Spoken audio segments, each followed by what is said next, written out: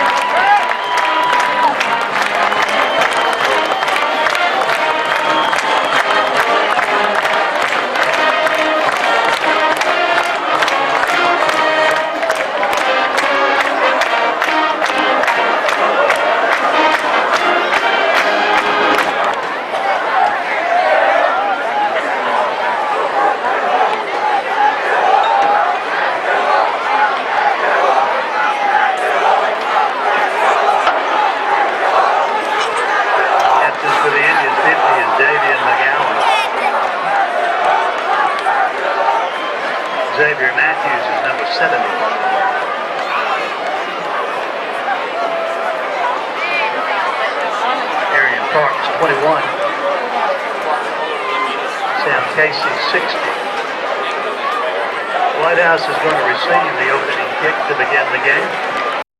Pretty sure there's going to be a more disciplined football teams both sides of the field also that got a little out of hand, and we kind of just let the grandkids play a little bit unsupervised last week. And I don't think that's going to happen. Bruce Self's got a long history of having great crews with him, and as you can tell, we're going to be watching this crew also because there are some senior citizens out here that continue to bless us with staying active on this football field and calling high school sports, and these guys are very serious about what they do. Very happy to have them. Well, it's a beautiful night for football. We've got a temperature of 64 degrees. Finally got some football weather tonight. It's cloudy. We got a 30% chance of rain around 9 o'clock tonight for the rest of the evening, but I don't think that's going to be an issue. We did get some showers earlier in the afternoon. We're playing on artificial turf as usual, so no problems as far as the field is concerned, and no wind to speak of in this ball game tonight as of right now. We're going to see Ryan Travis, who is teeing it up right now for Jacksonville. Again, they are out there in the all-white, white jerseys, white pants, blue numerals, gold headgear.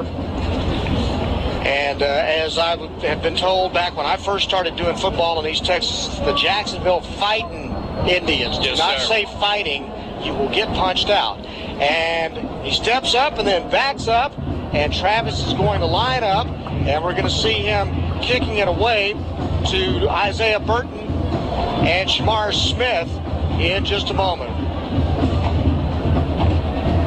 He approaches the football and launches it, and we are underway. And Burton takes it at the 2, comes out to the 15, up the middle 20, tries to cut outside to the 25, goes down at the 24-yard line with 11:49 to go, game just underway. And offensively, right off the start, we're going to see Patrick Mahomes, and Mahomes comes into tonight's ball game now with 29 touchdown passes, 4 touchdowns running. Vincent Dunning should be his running back. Along with that, his receivers Ryan Cheatham, Coleman Patterson, Jake Parker, and Jalen Dews. The line, Austin Dickerson, Gustavo Garza, Sam Moore, Brandon Bobo, and Marcus Brown. 1st and 10, they'll hand it off. Coming right, Vincent Dunning. Dunning will fight to get to the 29-yard line. It will be 2nd down after a gain of only 1 on the play. At the 25-yard line, we'll check the defense for Jacksonville in just a moment. On 2nd down, Mahomes rolls to his left. Now he's going to pull it down and run to the 30, 35, runs out of bounds at about the 36-yard line for a 1st down with a 12-yard run. Defensively for Jacksonville, on the front, Austin Russell, LaKendrick Anderson, and Tommy Simmons. Now they run the quick huddle up tempo. They'll hand it off right up the middle. And again, Dunning will cross the 40 to the 42-yard line. And he'll get about 6 yards on the play. The linebackers will be Cash Cleaver, Darian Parks, Didrik Tatum. And then a quick throw out to the right side, a bomb on the far sideline.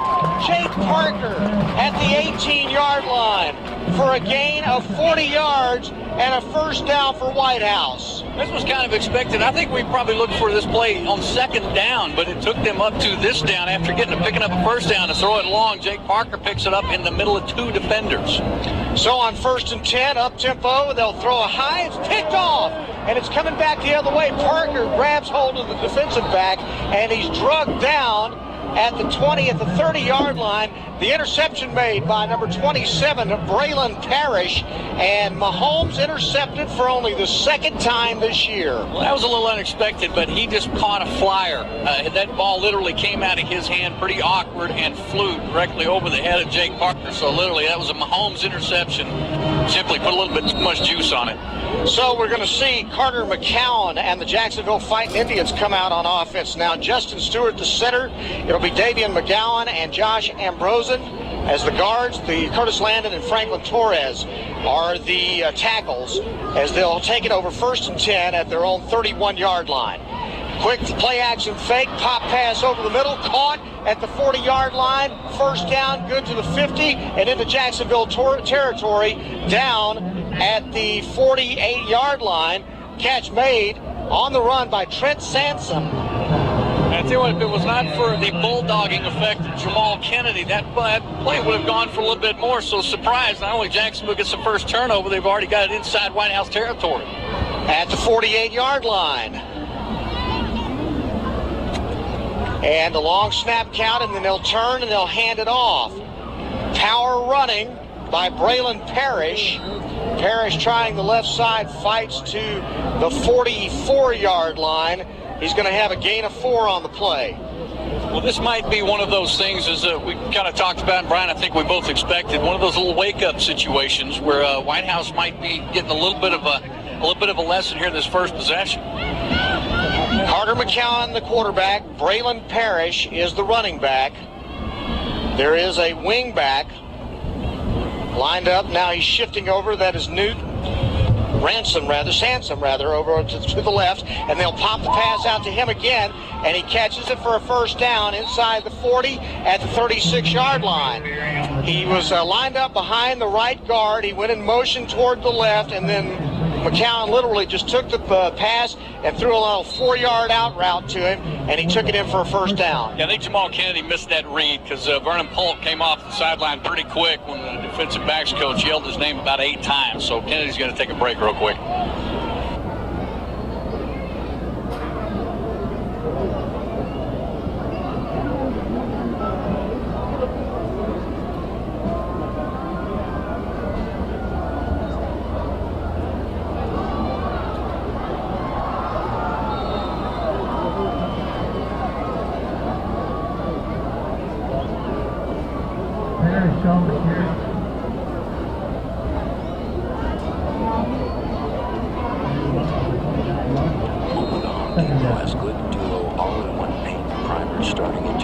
$26.97 a gallon. So, let's add a powerful punch to a tire grow. Let's roll over the old with fewer coats of the new and get impressive results without rolling out a ton of cash. Let's do this. Glidden Duo Paint Primer in 1 for $26.97 a gallon. More saving, more doing. That's the power of the Home Depot. U.S. only. See store for details.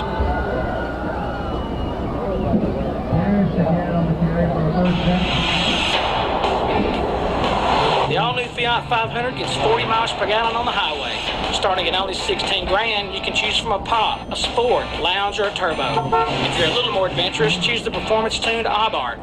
Until now, if you wanted a four-door, you had to buy 2 Fiats. Not anymore. 2 plus 2 equals the all-new four-door 500L, starting at only $19,100. Come see us at the Loop in 155 in Tyler. At Randall No, we say yes.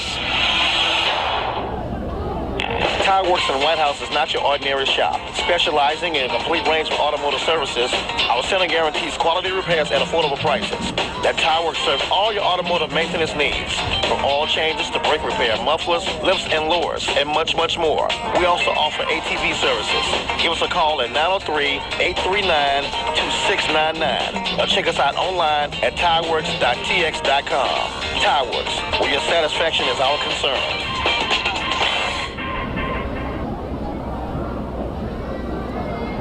Here for just a moment. We're back now, and now we'll come out on the 1st and 10 at the 14-yard line for Jacksonville, and they'll hand it off to Stacy Cummings, and Cummings gets driven back by the Whitehouse defense.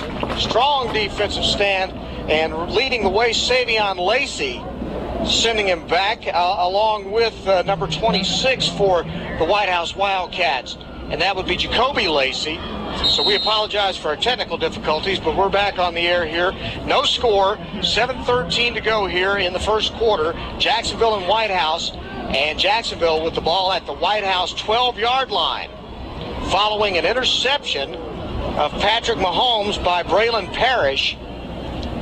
Play action, throw into the end zone. McCown caught. Touchdown, Jacksonville. Claude Franklin.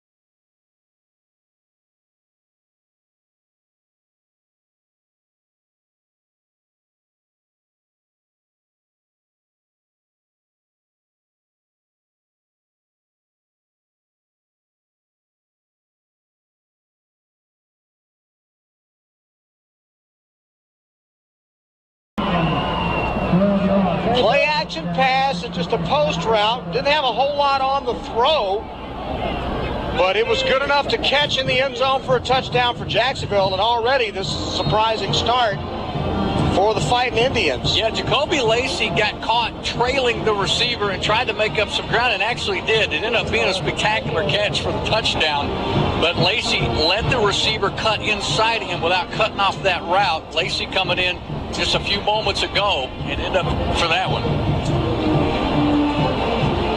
So that's going to set up basically a 69-yard drive by Jacksonville, and the kick by Ryan Travis is up and good. And with 6:53 to go here in the first quarter, it is Jacksonville 7, Whitehouse nothing on Hot 107.3 Jams. And it is Carter McCowan to Claude Franklin for a touchdown. Jacksonville leads Whitehouse 7-0 with 6:53 to go here in the first quarter. And now they'll kick off to Whitehouse, and Brooks brings it out to the 30, busts a tackle to the 35, still on his feet, 45-yard line.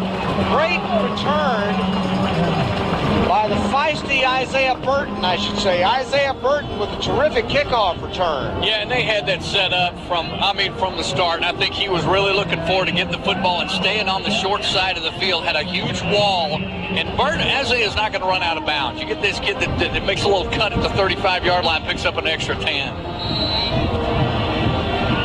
So 1st and 10 on the 44-yard line, and they'll hand it off, and it's going all the way to 30, 20, 10, 5. Touchdown, Vincent Dunning. Wow. Vincent Dunning with a 55-yard run. Well, they don't call him Whitehouse Wildcats for nothing, because they might make a mistake or two, but they can strike so fast, and what a great play. That's only probably the second or third time we've seen that play, Brian, where Mahomes is used to taking the snap and getting it out of his hand in about 0.4 seconds. He made the pump fake to the right side and handed off to Dunning coming across his right side, kind of countered to the near side, and he was gone. Got one time at the line of scrimmage. That was it. Blackbird's point after is good, and with 6:27 to go in the first quarter, it's now Jacksonville 7, Whitehouse 7 on Hot 107.3 Jams. 155 in Tyler at Randall No. We say yes. Telco Plus Credit Union kickoff. Telco Plus Credit Union, your financial solution. And lining up to kick it off, Kobe Krim. It's a pooch kick, taken at the 35-yard line, and then on his feet, he's going to go all the way if he's not caught by Krim. Misses the kicker, gets down to the 25-yard line in Whitehouse territory, and is finally brought down. That's Franklin again. Franklin's been the big play guy already in this ball game with a touchdown catch, and then returned the kickoff. He picked it up at the 35-yard line and returned it all the way to the Whitehouse 23. And what's interesting, Brian, is nobody was in front of him at all. No one came to literally cover the man that received the kick. It was almost like everybody thought the ball went behind him or so. He ran 20 yards before he even changed directions. And, boy, things are not going the way that Adam Cook and company had planned at all. McCowan will hand off on the delay, and it's going to go to Javante Robinson. And Robinson dancing around trying to get 2 yards, and he goes down after a very short gain. It'll be 2nd down and 8. Well, Javante Robinson has not put up any numbers thus far rushing this year, but as you've seen right there, the man can change directions. He doesn't mind going into traffic. And Wallace is back on the field, by the way. Or, excuse me, Costin Wallace came back in. His ankle got retaped, so he's back in the ballgame. Drive started at the Whitehouse 23-yard line. And a high snap, and they'll hand it off. And once again, it's going to be Robinson fighting to get maybe a yard on the play. Good run defense by the Whitehouse Wildcats. And the plan, we thought, and many people thought, was that Whitehouse was going to try to run the football, run the clock as much as possible. Now it's 3rd down and 9, and the ball's at the 22-yard line. McCowan with 4 wideouts, running backs lined up on his right side, and the running back is Datavion Thacker. Thacker is the running back, number 5. They're taking a long time to get the signal. 3 seconds left on the play clock. 2, they get the snap off. Play action. Blitz coming off the left side. He throws it into the end zone left side. Overthrown. House, and that was Jamal Kennedy. So now they're going to try a really long field goal. Ball's going to be spotted at the 29. It'll be a 39-yard field goal. And the kick is up, and it is no good, off to the left. So the gamble for the kick was kind of surprising. I guess they had a lot of confidence in Ryan Travis. Well, saw him booting some 40-yarders during pregame too, Brian. And this guy he's got some leg. He's pretty built in that thigh area. So I think that this is a kid that's probably can kick some long field goals. We may see him if this offense starts to struggle or even gets the opportunity to get inside the 30 2 or 3 more times, as they've done twice now, to maybe kick some of those field goals. So Whitehouse dodges a bullet there on that particular drive after a long kickoff return goes into nothing. They'll start at their own 22-yard line. Mahomes rolls to his left, and then he gets caught by the backside pressure, and he's going to go down, and he's going to go down hard. Sacked back there by number 75, Tommy Simmons. All the way back to the 22-yard line. Well, we're seeing some firsts in this football game, Brian. Not only that, but it's not very often you see Patrick Mahomes not only get stopped in the backfield, but where he can't get rid of the football and then goes down. Actually lost 4 on the play. They sacked him back at the 17. Now Mahomes on 2nd down and 14 throws the ball on the post pattern over the middle. It's incomplete, intended for Ryan Cheatham. And the pass, it looked like there may have been some miscommunication between the receiver and the quarterback, because the pass was off target.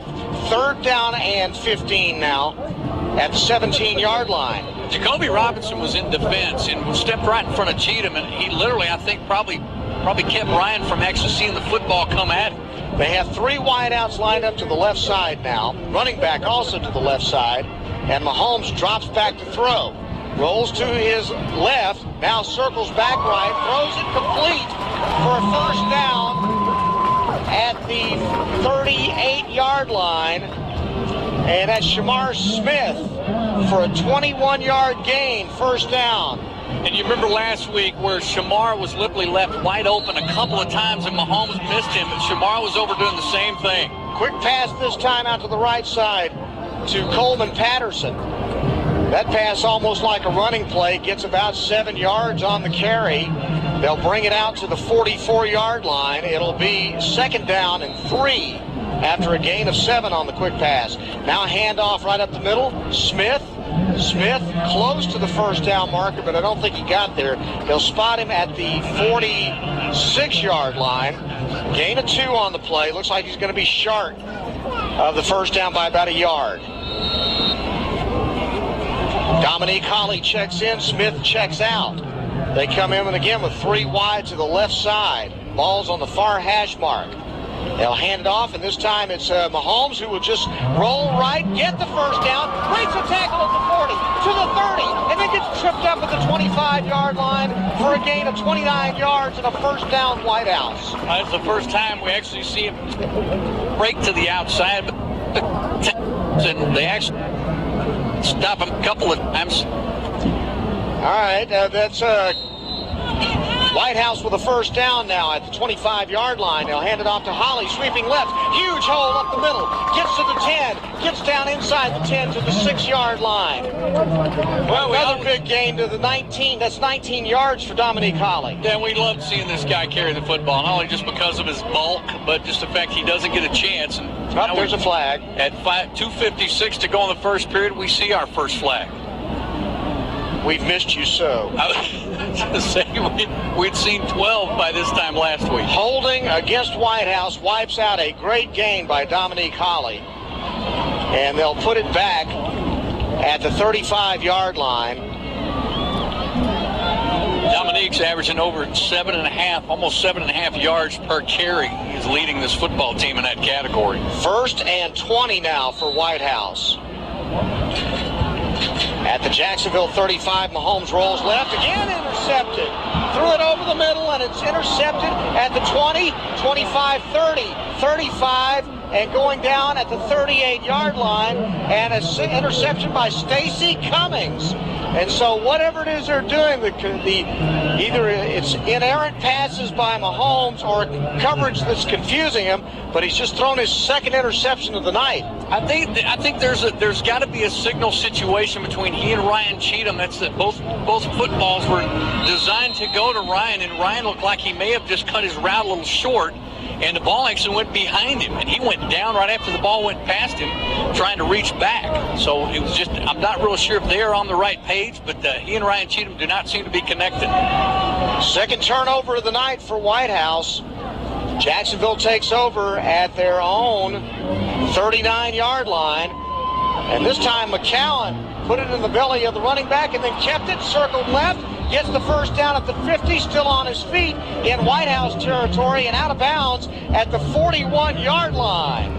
Coach Dunn is beside himself. He's past the hash marks. He's marching down the football field. This is probably the only time all season, even during the Carthage game, they did not give up this many big plays, especially this early. Just 2:33 to go in the first period, and Jacksonville has moved across midfield on each possession they've had. 20-yard gain by Carter McCowan, who was questionable for tonight's ball game, but looking really effective right now. Jacksonville comes out 4 wide out, 1st and 10 at the Whitehouse 41. He throws a quick pass out to the left side, incomplete. It's Sansom, the intended receiver. Ball was just off the mark. 2:28 to go. Score 7-7. Jacksonville Whitehouse tied up in the first quarter. Yeah, play wasn't going to go anywhere anyway. Excuse me, Brian. It looked as though Nate Brooks was over waiting for somebody to catch the football, and the pass was way behind the intended receiver so far. First time McCown's really just kind of rushed to throw. But the one thing that is kind of a concern, I think, to the Jacksonville offense is center Austin Stewart continues to snap this football a little high. Second down and 10 now from the 41-yard line. Quick pass out to the coming out of the backfield, and then knocked down. Tony Lane was the guy swinging out, and he got blown up out there. And it looks like it was Burton, Joseph Klein possibly, that made the tackle on the play. Yeah, he had no help over here either. It was a little flare-out pass, but there was no wideout over here to help Tony Lane at all. He was basically left by himself, and when you're one-on-one against Isaiah Burton on the outside, you're not going to win those. Lost 3 on the play, back to the 44. Third down and 13, Jacksonville has the football, bunch route, 3 lined up on the right side, and the ball on the near hash mark, and he has to ground it, because it looked like they were trying to set up a screen, and the pressure was too great on McCown. He had nowhere to go with the football, and they'll have to punt the football. Good defense by Whitehouse. I think they finally sucked it up after Coach Dunn decided to, threaten to make them run in front of their home crowd again. Joseph Klein is peaked out tonight as he is honoring Breast Cancer Awareness Month. McCown stays in punt formation, and they're going to throw a pass, and a man on the sideline is wide open, catches it at the 30, down to the 20, down to the 10, inside the 10, and down at what looks like the 7-yard line. And I'm trying to catch the number, and I believe that was Lane. It was, Brian. And Grace Tabor pulled one off on Coach Adam Cook because they had the blind receiver on the far side who acted like Tony Lane, who acted like he was going to leave the field and set up, and nobody covered him.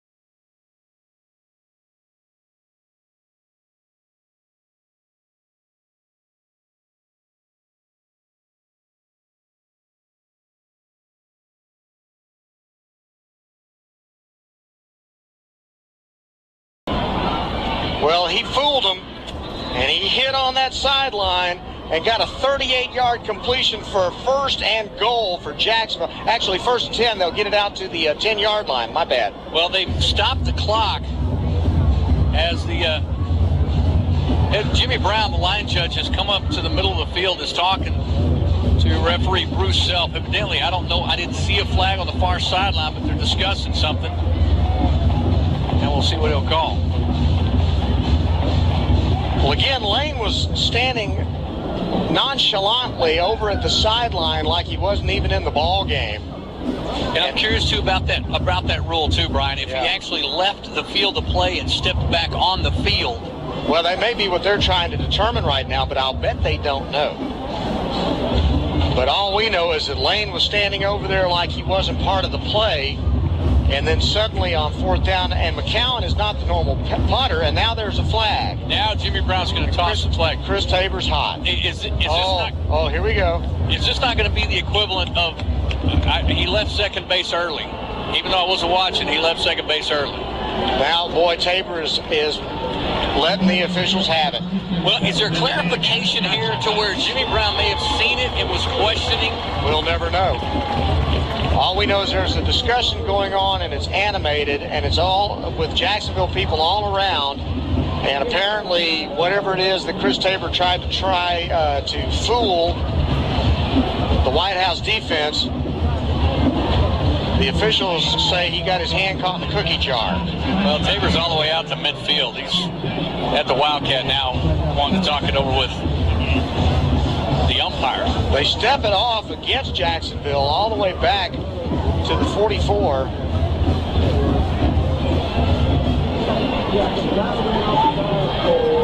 Well, it's unfortunate for Jacksonville. Are they going to play fourth down over again? Or are they just turning the ball over on downs? I wouldn't think so, because it's a completed pass. No, the defense is still out on the field. So The ball is at the 46-yard line, which, as Jason Bailey says, is where they weren't they? Yeah. So now they got to decide how many yards to step off for a penalty here, if that's the case. But whatever it is, Chris Tabor, the Jacksonville coach, pulled a rabbit out of his hat, and now they're going to stuff it for him. Yeah, and still curious about the call. Would this be an illegal substitution call? Well, would this be an illegal procedure call before the snap? I didn't catch the call. He said it looked like a legal substitution. But, the question is, did he ever leave the field? Yeah. He was standing still. I saw him over there, but there was no defender on him. And so now the officials are trying to sort this out right now.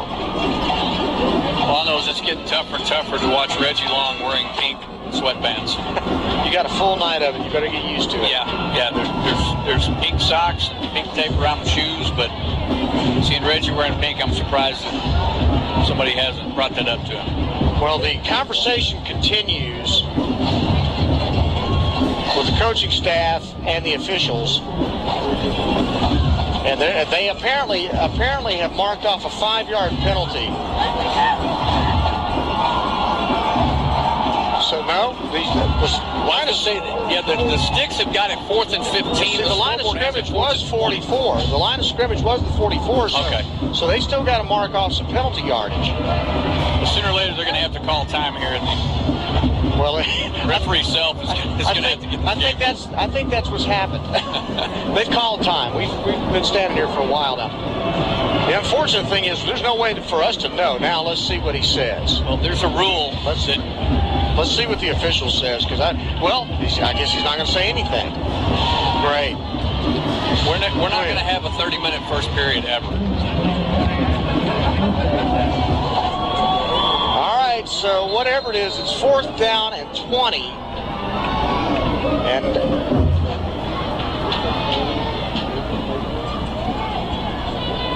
the punt is a great one, taken by Parker at the goal line. He's looking for some running room, breaks it outside at the 5, and then it's a jailbreak on him, and he goes down. So a heck of a punt. But we'll never really know until, I guess, you get a chance to talk to a coach or something somewhere at halftime, what actually took place here that wiped out the long game by Jacksonville and gave Whitehouse the ball on the punt. Yeah, I think there's, just from us looking to see what happened, that's basically about the only thing that could have, is evidently when they came back in or caught the football, possibly Tony Lane didn't actually stay on the field. So they'll start the drive at the 7-yard line, and they're going to hand it off to Holly, busting up the middle into the secondary at the 25, going down at the 30-yard line. Dominique Holly. Better known as Hunger Buster for those of us on the sidelines, and he busts through for a free blizzard across the 30. 22-yard gain on the play out to the 29. And then trying again to run the football and getting little or no yardage, may have lost a yard on the play, is Holly. So 1:03 to go, and they get right up to the line of scrimmage. Ball is at the 32. They got 3 on the play. Now Mahomes is going to sweep to his left, keep the ball, and go toward the sideline, but he doesn't get out of bounds. And he crosses the 35 to about the 36-yard line for 4-yard gain. It's going to be 3rd down and 3, 39 seconds remaining in the first quarter. Right up to the line of scrimmage. They'll hand it off. Dunning sweeps right, cuts inside, gets the first down, and goes down at the 43-yard line for a gain of 7 on the play. First down Whitehouse with 26 seconds to go. Quick pass now by Mahomes out to the left side to Coleman Patterson. Breaks a tackle. Gets outside into Jacksonville territory. Fights to get to the sideline and out of bounds. And out at the 46-yard line of Jacksonville for an 11-yard gain. Yet another first down. Boom, boom, boom, just like that. Coach Brad Cook's going to go ahead and call a timeout before the first period ends. With 19 seconds to go, he calls a timeout, and we'll take a 30-second timeout with him. Our score right now with the Telco Plus Credit Union timeout, 7-7, Jacksonville and Whitehouse on Hot 107.3 Jams. Now here we are with 19 seconds to go and a high snap, and Mahomes is going to try to run to his left, and there's no blocking, and he gets thrown back by 4 Jacksonville defenders who throw him to the ground and then all raise their hands up like, hey, we didn't do anything. What does that mean? You think that's going to get you off the hook here? That was about the worst case of, hey, who done it? Yeah. What do you mean, me? That was hysterical. That's the end of the first quarter is what it is. And at the end of one quarter of play, it is Jacksonville 7, Whitehouse 7 on Hot 107.3 Jams.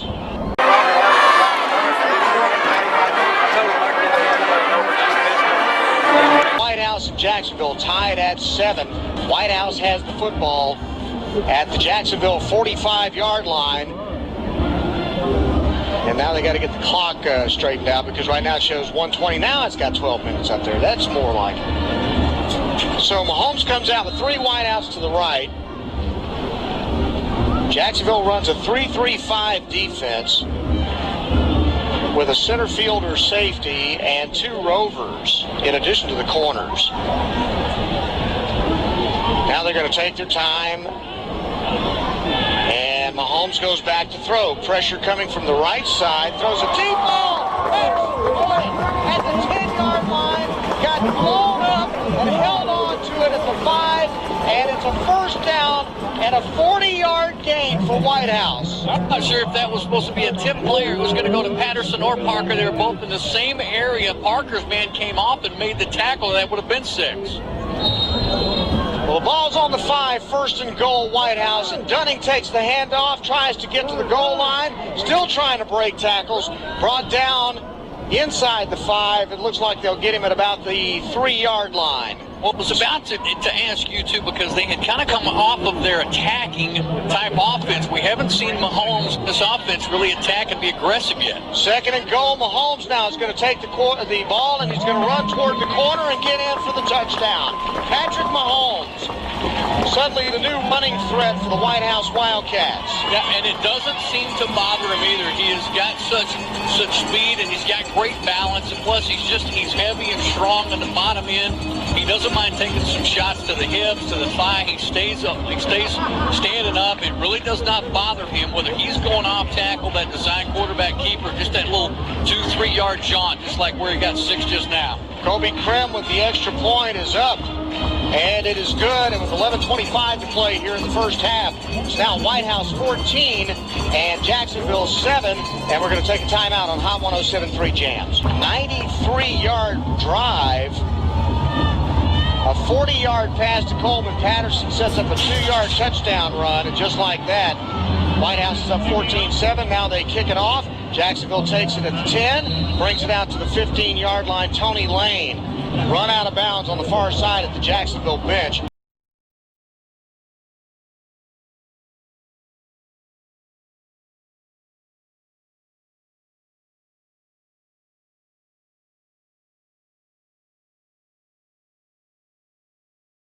And Jacksonville is going to take over, starting with the 19-yard line with 11:16 to play here in the first half. Patrick, the second leading rusher on this football team, 284 yards on the ground, his 5th touchdown of the season on the ground.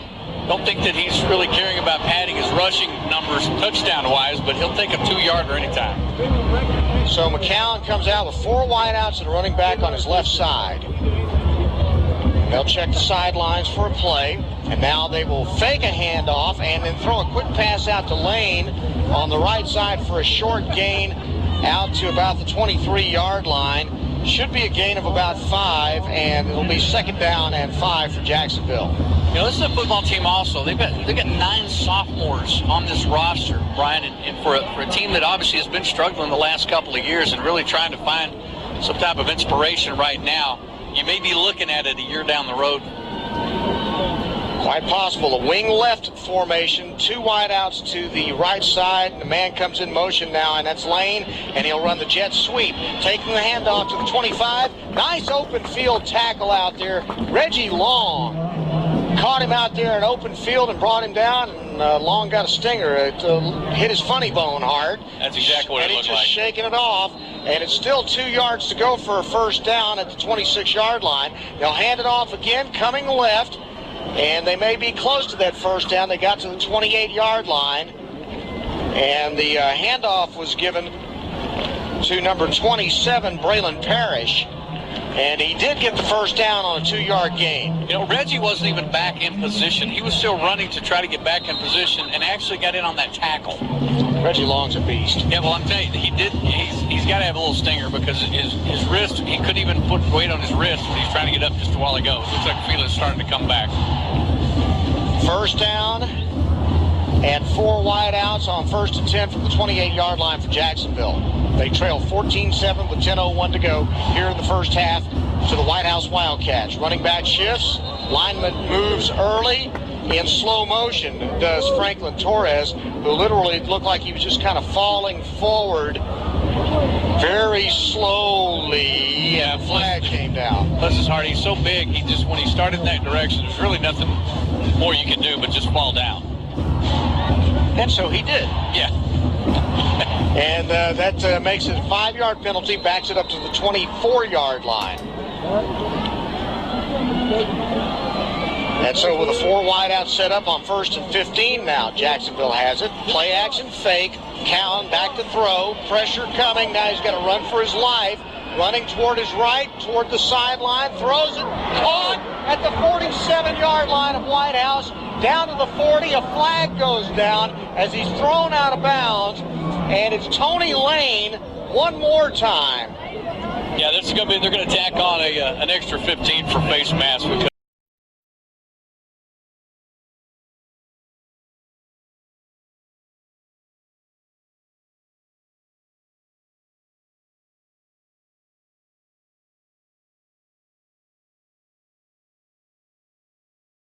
not only did the face mask come in, but it was part of the tackle. Jacoby Lacey actually got away with a hold and a pretty patented interference call. Almost pulled Claude Franklin's jersey off his arm, pulled it all the way off of his shoulder pads. Ended up getting part of that tackle. I think was probably the one guilty of that face mask. McCown with a 37-yard pass to Lane, and now we'll see what the penalty is. Personal foul.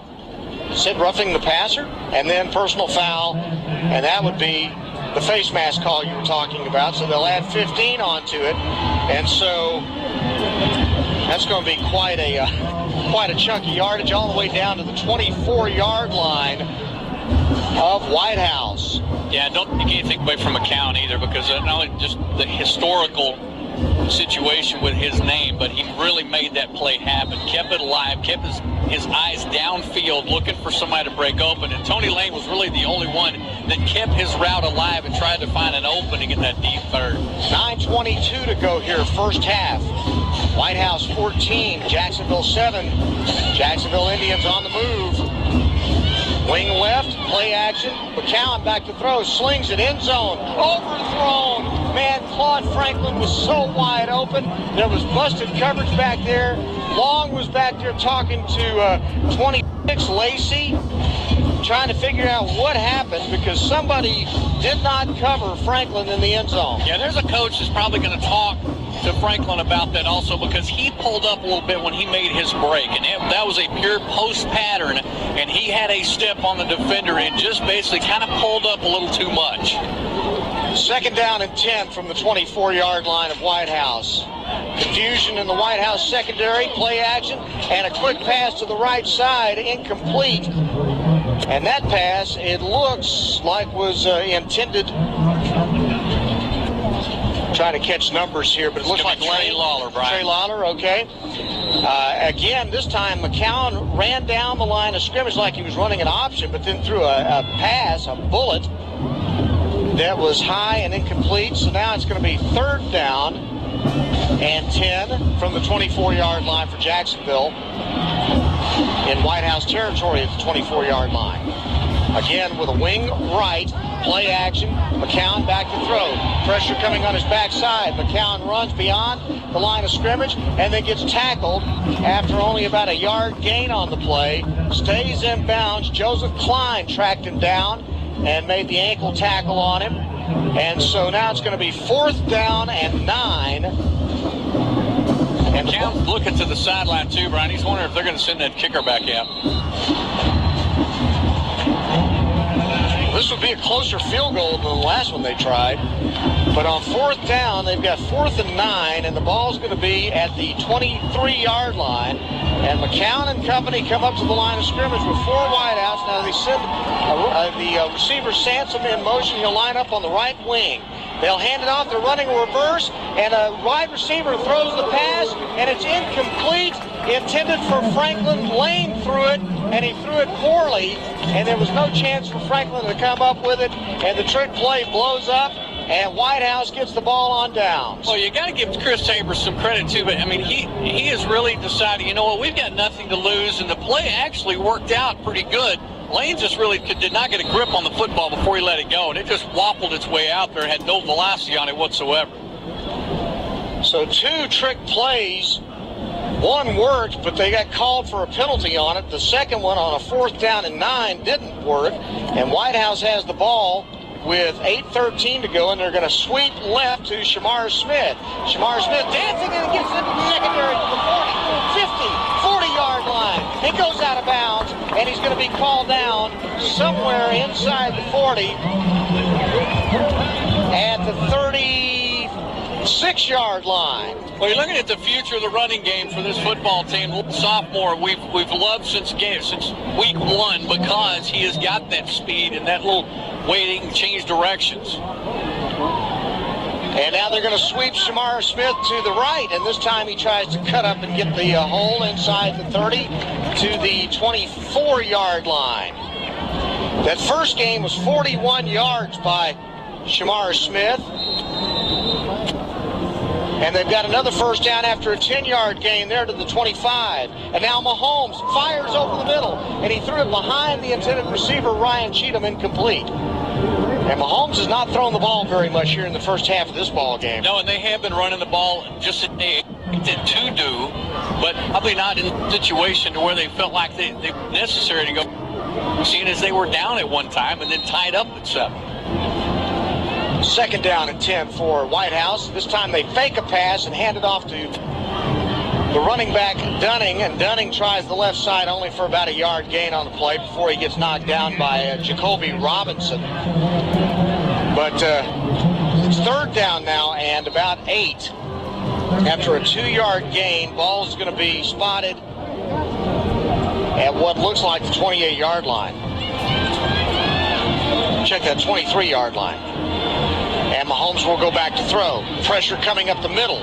Nowhere to throw it. Nobody open. Now he runs around trying to find some room. Scrambles to his right. Pulls up. Then finally throws it away.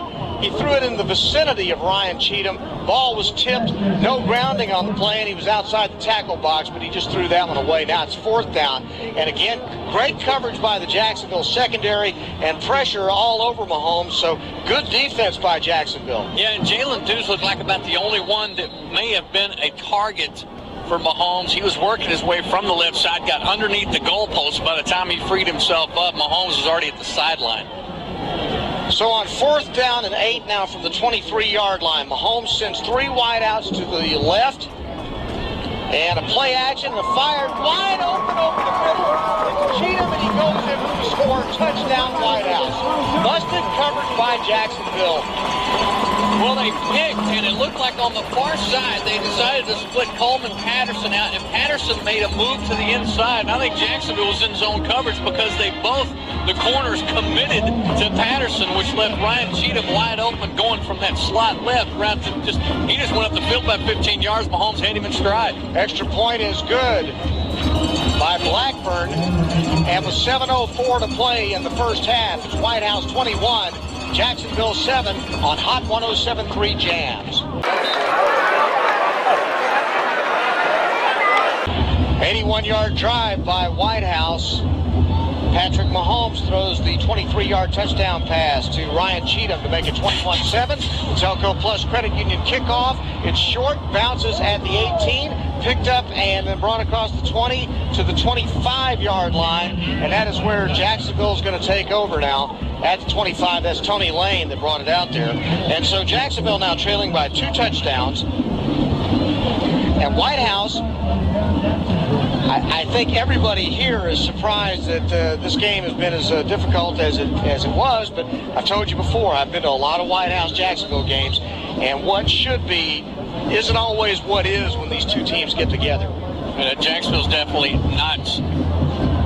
They're not carrying the attitude that this is a football team that's ranked 3rd in the state. Well, they've come out and hit Whitehouse in the mouth, but Whitehouse has responded, and now they're going to run a handoff. Quick pass out right side, caught, and for a first down at the 40-yard line, he'll go out of bounds beyond the stick, and the pass was complete to Santiago. So 15 yards on the play and a first down on the pass from McCown to Santiago. And I don't think we've seen this many 10-plus yard pickups by any team against this Whitehouse Wildcat football team all season, Brian. They are dinking and dunking just a bit, and it's working. Patience. Patience is the key in this offense. All right. Now they'll hand it off this time. They'll hand it off. And I don't know who got the ball. I'm sorry, I missed it. And he lost yardage on the play, though. The defense stopped him for a 3-yard loss. And so now it's 2nd down and 13. Yeah, it's going to be Stacy Cummings with the carry. Thank you. And he really had nowhere to go. One of the first times we've actually seen Jacksonville try to hit between the tackles, and Costin Wallace staying home and buried him. 2nd down, 13 from the 38-yard line. McCown with 2 wideouts to the left and a wing to the left. Now pressure coming, and McCown's got to run to his left. And he throws to the sideline lane. Incomplete. He was covered out there by Jacoby Lacey, and it's incomplete, and the Whitehouse defense stepping up there. Now it's 3rd down and 13. Yeah, I'll tell you what, Brian, Jacoby Lacey is getting away with theft out here because he has been holding on to the jersey of Claude Franklin. Every time he starts to get beat, Jacoby all of a sudden just reaches out and says, hang on a second, I'm going to carry, just take me for a ride real quick. It's the 2nd time I've seen him grab a jersey. Nobody's seen him. 6:03 remaining here in the first half. 21-7, Whitehouse leading over Jacksonville. 3rd down and 13, Jacksonville at their own 38-yard line. Lane goes in motion to the near side. McCown sets up a wide receiver screen to the left side. Looking for a block, nobody out there. Naked screen, it was a jailbreak. Chris Reese, Jacoby Lacey, all over him.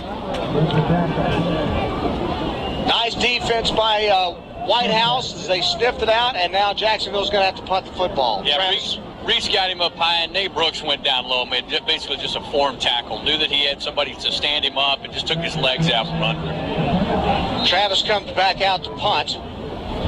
Line of scrimmage is going to be the 34-yard line. I think it's time to see Parker take one back here. Why not? Pressure coming on Travis, and he gets off a cannon shot. And it turns and it bounces at the 24, takes a Whitehouse bounce back toward the 28-yard line, and that's where it's going to be downed. The punt itself is going to be about 38 yards. Not a bad kick by Ryan Travis. Whitehouse is going to take over with 5:15 to go here in the first half. They lead it by a score of 21-7. There's times it's a lost art too. If you've got a kid, a lot of times at the high school level, you'll find anybody that's punted before, and then there's times you may get that decide they can punt, want to go through a little competition. And Jacksonville's got a couple of punters on the roster. Whitehouse comes out this time now with 4 wideouts on 1st and 10. They'll send Patterson in motion. Now they're going to run the option. And Mahomes runs to his left, keeps it. Flag goes down in front of the Whitehouse bench away from the play. And Mahomes is going to dance to the 34-yard line, which would be a gain of 5 on the play. But we'll see what the penalty is. Yeah, I think they're going to get Marcus Brown. He started a little early, and that flag came in really late. I don't think the official could actually get out of the pocket. Offsides against Jacksonville. Wow. Okay. And now you start to see Jacksonville getting a little frustrated. Well, Marcus Brown definitely looked like he started a little before the snap of the football. I thought that's who they were going to get on that. So they decided to take the penalty and gain an extra yard and another down. First down and 5 now for Whitehouse at the 34-yard line. With the 4 wideouts on the near hash, quick pass out to the sideline. This time to Parker. Parker breaks the tackle, gets into the secondary, gets to midfield, still going down the sideline before he gets run out of bounds in Jacksonville territory at about the 47-yard line for an 18-yard gain. We were used to seeing this probably 2 out of each possession the first few ball games for Whitehouse. Not very much now. And now we get to fake on those that bubble screen, and then Mahomes now looking for room to run. Gets into the secondary, to the 40, to the 30, to the 25, down inside the 20 to the 15-yard line. I don't know how he did it. 33-yard run. There was no place to go, and somehow he squirted up the middle and found a half-inch opening and found it. Yeah, and this is not Shamar Smith. This is a big guy. You can't miss Patrick Mahomes on the field, but most of the Jacksonville defense did that time. Quick pass to Patterson. Patterson to the sideline. Gets inside the 5 and is going to go down at the 4-yard line for an 11-yard gain and a first and goal Whitehouse. Tempo, tempo, tempo. This is really the time that we've seen officials are going to stop the clock. Jacksonville's going to try to slow them down with a timeout. And looking in that defensive backfield, too, boy, Datavian Thacker is limping, and he went down earlier, got up a little bit gimpy, stayed in the ballgame. Now he's limping again and headed to the sideline for this timeout. Folks, I'm telling you, on the long run by Mahomes, he went back, he pumped fake toward his left, and it looked like he was going to run the option, tried to find some running room, had to cut back toward the middle of the field, and he's surrounded. There's nowhere to go, and he just ran up the middle, and he almost looked like an atom. He split and busted up the middle and gained about 22 yards on the play. Yeah, I think he's enjoying, this new role. Just in the last couple of weeks, we've seen him not only maybe even call his own play, but get some of those option plays where, maybe he looks down and sees that he's not going to get that patented Patrick Mahomes 15 to 18 to 25-yard completion. He just says, hang on a second, I've got a little running room here. And he makes some decisions where he keeps the football a bit more, but I think he's getting a lot more comfortable in carrying the football, whether he feels like he can pick up short yardage or that middle range yardage. Well, we were talking to the coaches on Thursday, and Brian Dunn, the defensive coordinator for Whitehouse, says it is an absolute nightmare when you have to start accounting for Mahomes as a runner in addition to what he can do to you through the air. And they are talking about everything they're doing. They're gearing toward trying to get deep in the playoffs. And so Mahomes comes up first and goal from the 4, and he'll hand it off to Holly. Holly hurdles one man and walks into the end zone. Touchdown, Whitehouse.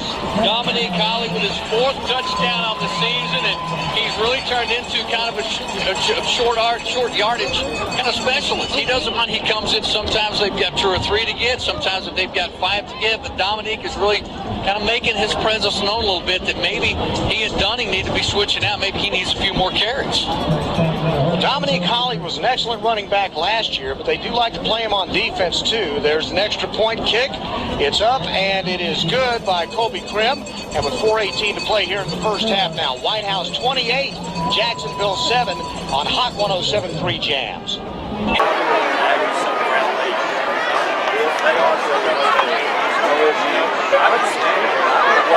Comes out to a 3-touchdown lead over Jacksonville, 28-7 with 4:18 to go in the first half. This was a 7-7 ball game at the end of the first quarter. And now Jacksonville's going to kick it off. Krim, and it's taken at the 5-yard line, brought out to the 10, 15, 20, 25, and down he goes. And it's Lane that was the return man on the play for Jacksonville. So the Whitehouse Wildcats scored 21 here in the second quarter to open this thing up. Jacksonville's had a couple of chances. Whitehouse with 14 plays in this ball game of 10 yards or more. Mahomes with 173 yards passing and 78 yards rushing. And now Jacksonville, 1st and 10 from the 26-yard line. McCown fakes the handoff. Now he's going to roll to his left. Gets beyond the defenders. Now he's on the run to the sideline and gets out of bounds. at the 33-yard line for a 7-yard gain on the play. McCown's got some wheels now, I can tell you that. Yeah, he's not getting his balance before he gets to the sideline, though, Brian. He's not making that cut quick enough. He had probably a good another 10 yards in front of him without anybody pursuing him, but just stepped out a little earlier. They'll mark him at the 33. It's a 2nd down and 3 now for Jacksonville, with 4:02 to go here in the first half. And play action, and McCown will throw it out right side this time, intended for Lane. He really was not open. He was covered out there very closely by Jamal Kennedy. Incomplete. 3rd down and 3 now. I don't know if he had a separate option than that, because he had both receivers on the out routes between him and Trey Lawler, who was down a little bit deeper, being covered up by Isaiah Burton. So that may have been just McCown's choice to say, I've only got one primary here. I can't get it to him, so I'll just throw it away. So on 3rd down, they come out, 4 wideouts, man in motion now, and then lines up in the left slot. And they'll hand it off right up the middle into the 35 to the 38-yard line. That's going to be a 1st down. And I believe that was Braylon Parrish who carried the ball for Jacksonville and got that gain for 5 and a 1st down. And that was an adjustment lead on McCown's part, too. And Reggie Long, this 2nd time we've seen him take a little bit more time trying to get up. And I don't know if he's got an extra belt on or not, but he's got something hanging out of his jersey, almost down to his knee right now. This was probably going to stop. Try to get him to fix that here before long. 1st and 10, Jacksonville. And they'll hand it off this time. Parrish sweeps right. Gets to the 40-yard line for a 2-yard gain on the play. And gets caught there. 3:19 remaining. 28-7, Wildcats lead over Jacksonville. Sorry. Coming up at halftime, that's okay. Coming up at halftime, Jonathan Barker will be rolling some greatest moments in NFL history for us at halftime. Brian Houston will have an update on halftime scores from area games all over the place. Compliments of our good friends at Dairy Queen and ETSN.FM. 2nd down and 8 now. Jacksonville with the football, and they have 2 wideouts to the right, slot left, and McCown play action now trying to run for his life. Chased all the way back to the 10, 20-yard line and just throws it into the sidelines. Knocked down back there. Took a shot by Savion Lacey. So the pass rush coming from the secondary and all over Carter McCown that time. And Reggie Long back there in pursuit, too. I think he decided to go to his right instead of his left, because Lacey was at his right, Reggie Long was at his left, so he made a good decision.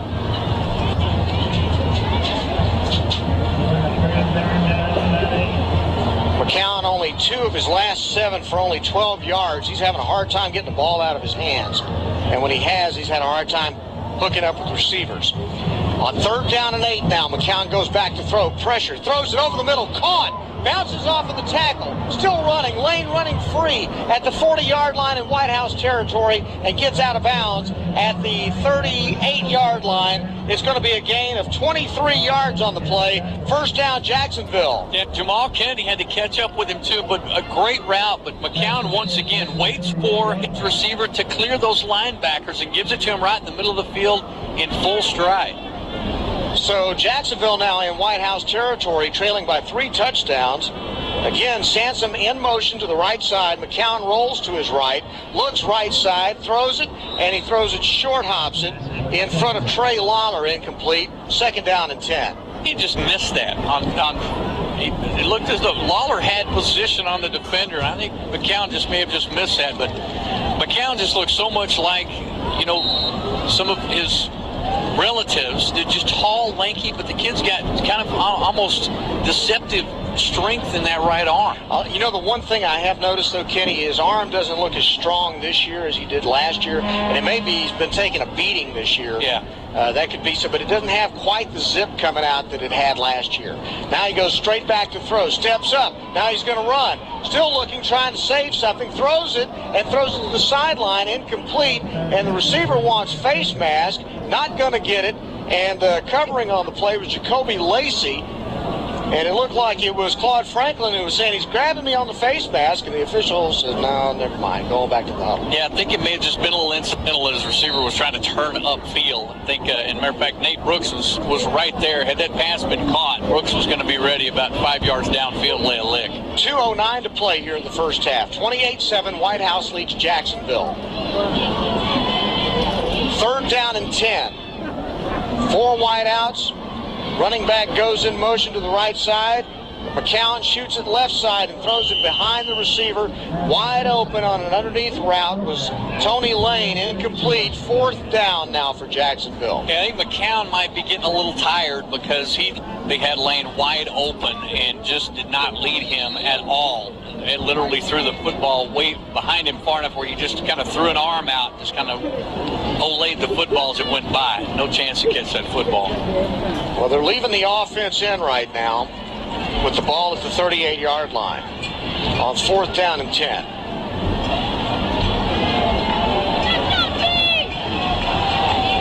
Again, Parrish goes in motion. Now McCown's going to keep the ball, and he runs up the middle, and he'll fight to the 32-yard line, but he's going to be a good 4 yards shy of a 1st down, and so the ball's going to go over on downs to the Whitehouse Wildcats defense as they turn back the Indians. Yeah, an interesting call because McCown had running room to the right where he was going, and for some reason stopped and came right back into the pursuit of where the linebackers were. He got into that second tier, looked like he had an opening and just stopped.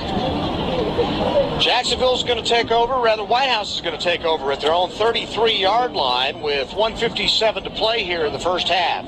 They lead 28-7. Mahomes back to throw. Blitz coming, they pick it up, throws it over the middle, wide open is Jake Parker at the 45. Cuts back toward the middle of the field, still running at the 20, at the 10, and he goes down at the 8-yard line. That's going to be a gain of 59 yards. Well, we knew Patrick Mahomes was not going to settle for not scoring at least once before the half. Jake Parker just kind of snuck underneath the coverage about 20 yards downfield, caught the football, and then it's all Jake Parker after that. He can find an open better than anybody. Now 1st and goal from the 7-yard line for Whitehouse. Mahomes back to throw, fires, slant, caught, end zone, touchdown Whitehouse. Jalen Dews. Well, you love seeing that. He and Jalen Dews have had such difficulty trying to pair up in the last couple of ball games and had no success against Lindale a week ago. And this time Jalen basically did what he does best. He makes that cut inside what we literally used to call a hot route, wide to the left, came straight across the middle of the field, caught that touchdown.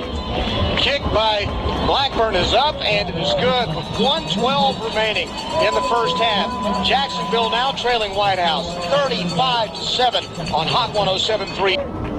How quickly these Whitehouse Wildcats can strike. The last 2 Whitehouse scoring drives, 57 seconds and 45 seconds. And now a pooch kick taken at the 35-yard line and dropped at the 38. Whitehouse, 2 touchdowns in the matter of about 2 minutes. And they lead 35-7 now over the Jacksonville Fighting Indians. Patrick Mahomes on the last drive threw a 59-yard pass to Jake Parker that set up a 7-yard touchdown pass to Jalen Dews. Well, I'm curious what Chris Tabor would be saying to this football team at halftime, even though they're down 35-7. They really came out the first half, played with a lot of heart. They have played hard, and they had a couple of plays taken away from them that could have been big gainers and could have changed the complexion of this game.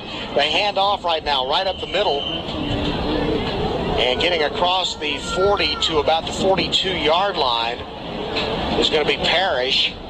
And it may be that they're going to be content to run the football and just go into the locker room at halftime, as it is 2nd down and 5 now with 44 seconds to go, and Jacksonville in no particular hurry to run the next play. Yeah, and Brian, you're right. There was a 2-touchdown swing there where they dropped on the end zone, and if they'd have got that kickback.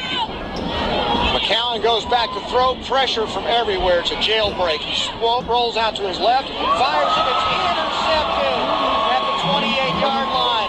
Out to the 40, and going down at the 42-yard line is Jacoby Lacey with 20 seconds to go. Brooks on the interception, Brian, as the guy was basically, he was out of position. Had McCown been able to hit that footback pass and down deep, matter of fact, he had two guys. Tony Lane was way deep, but his receiver that was short, it was right in front, was Trent Sansom. And Boyd McCown had a little bit more mustard on the football to have been 6. And I apologize to Nate Brooks because I've been calling him Lacey most of the night. My bad. They're friends. I don't think he minds. Yeah, I think he does. He's going to come up and jabber at me here in a minute. I'm not saying anything. I won't tell him. So Whitehouse has the ball one more time, and we've seen how quickly they can score. Are they going to try to get another one here?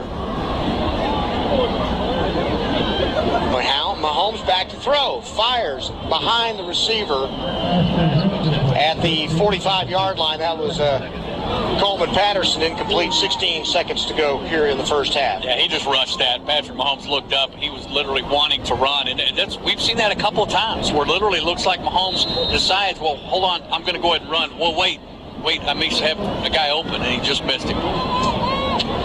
Second down and 10. Mahomes back to throw. They'll set up a screen. This time Dews has just bounced off his numbers, incomplete.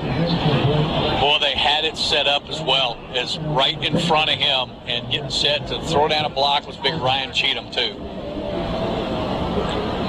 So third down now with 12.6 seconds remaining. Whitehouse has the football. 28 points here in the second quarter by the Wildcats. Back to throw Mahomes. Deep ball over the middle. It's caught. Coleman Patterson at the 40 to the 30. Still on his feet at the 20. He goes down, and they'll stop the clock with 3.6 seconds to go. Is Whitehouse going to call timeout? Yes. They got a chance for one play now. The question is, as Whitehouse calls the timeout, you going to take a shot for the end zone, or are you going to kick a field goal here? Looks like they're sending Krim out. Boy, you got one or two, and unfortunately for Jacksonville, and you really hate seeing it, seeing this kind of football they played the first half. Tony Lane is down and shaken up, and he's up right now, but I don't think he's going to last very much. So he's taking his helmet off now, and he's in some pain. So the ball's all the way down to the 20-yard line.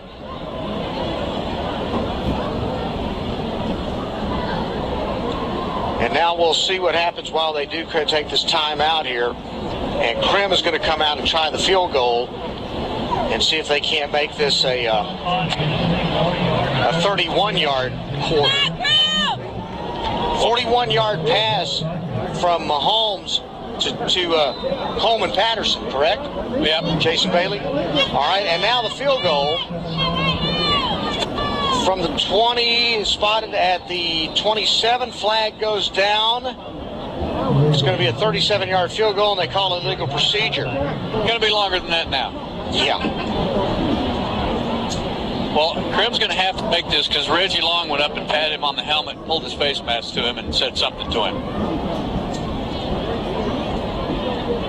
Boy, you were right about the winter, like, the nice cool temperatures tonight and full moon.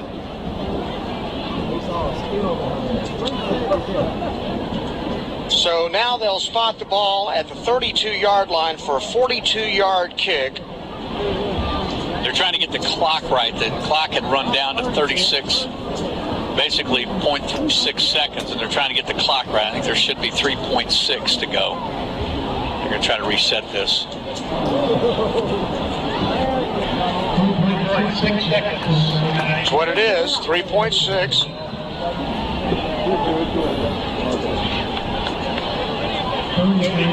Wouldn't it be something if they actually score on this particular drive? This place would erupt. The kick is up, and did he get it? It's no good, off to the left. Doggone it, he had the distance, though, no question about it. So on the last play of the half, Colby Krim's field goal try for 42 is no good, but Whitehouse goes into the locker room with an explosive second quarter. They take a big lead, 35-7. This week's Charmer of the Week is Chelsea Ewald.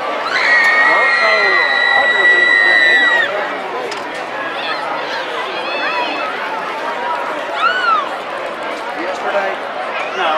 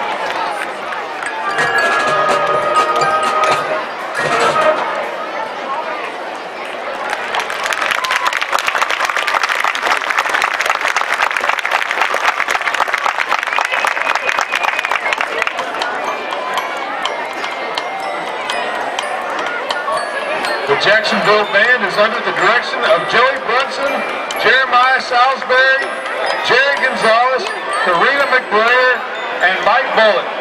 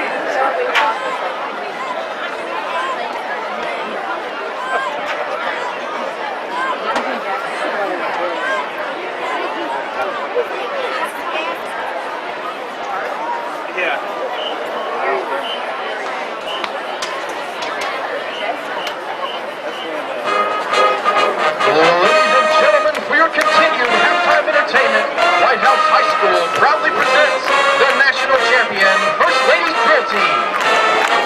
Leading the First Ladies onto the field, the officers from left to right. Officer Maddie Minster, Officer Alex Marin, Captain Amanda Assad, First Lieutenant Keelan Jeter, and Officer Peyton Payne.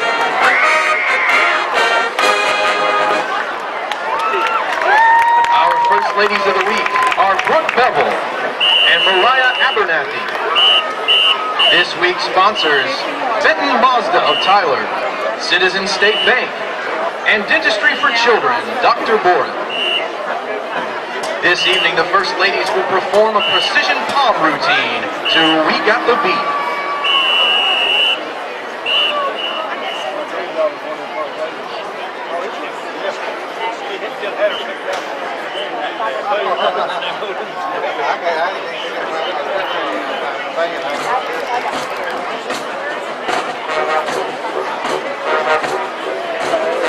Third one.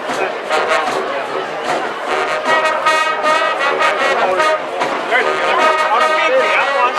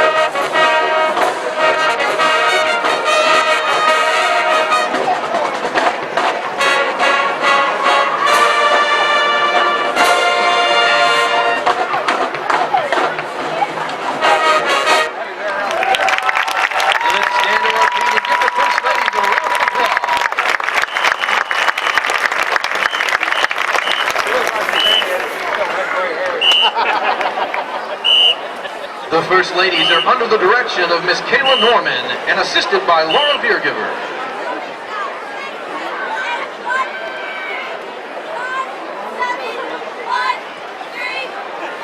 Introducing now the Whitehouse High School Majorettes.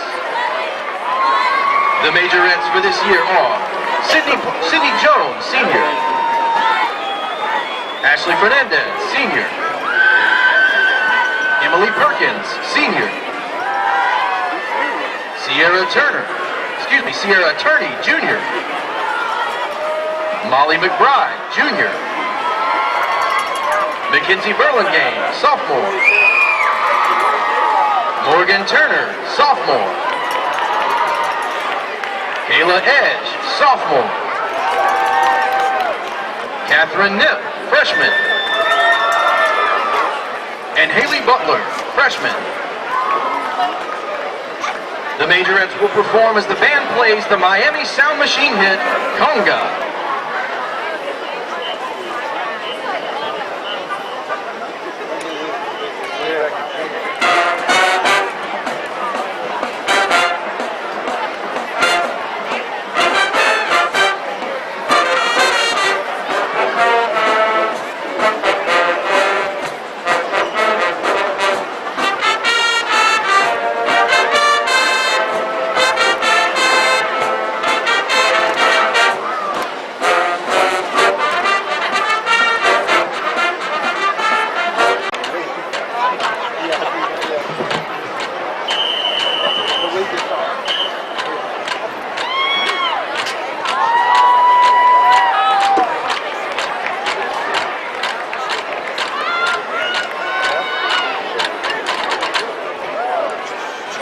And now, under the field direction of drum majors Laura Adams, Cindy Parker, Madison Wood, and Kaylin Cron, ladies and gentlemen, the award-winning Whitehouse High School Wildcat Band in a performance of pride.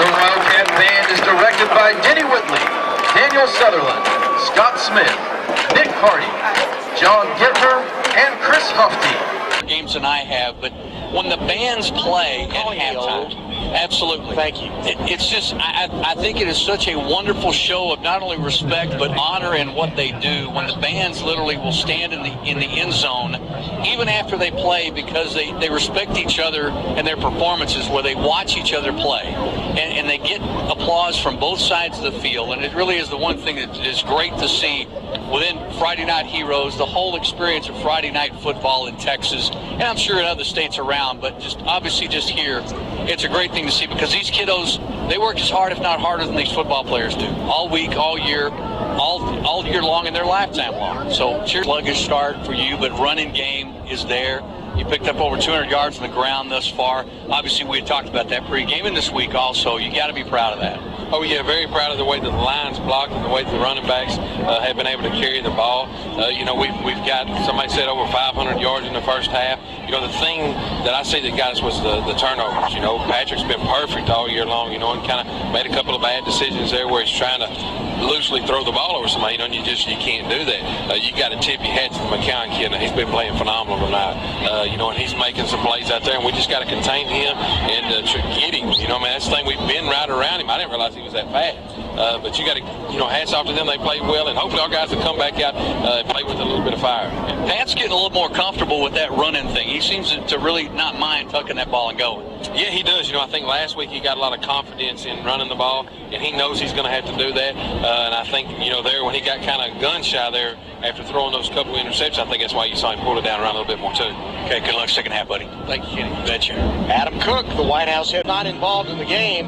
Next thing you know, he's running down the sidelines, and he catches a deep pass for a first down inside red zone territory, but the officials called it back for illegal substitution. It was a point of contention for Chris Tabor and the coaching staff at Jacksonville, but that wiped a huge play off the board at a time when it looked like Jacksonville might jump up by 2 touchdowns, and then later on, they tried a wide receiver pass that it was well conceived, but a poor throw left it incomplete, and so Jacksonville, with a couple of times where they tried some trickeration, as that one of my favorite words. That's not really a word, but anyway, it was interesting, and if they'd hit on both those plays, this might be a different ball game right now. And that one, too, to go along with that Claude Franklin drop in the end zone also, wide open touchdown pass.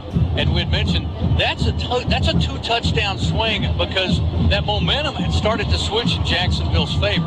And they get that 4th down play, and that trick play that basically it took us about 10 minutes of real time to get play back started. So not only did they lose the play, they lost the 4th down, they lost the ball, but they really lost that momentum. They had kind of built up to there. So not only those 2 plays, but I think you go back to that Franklin drop in the end zone, that really could have lit this football team up.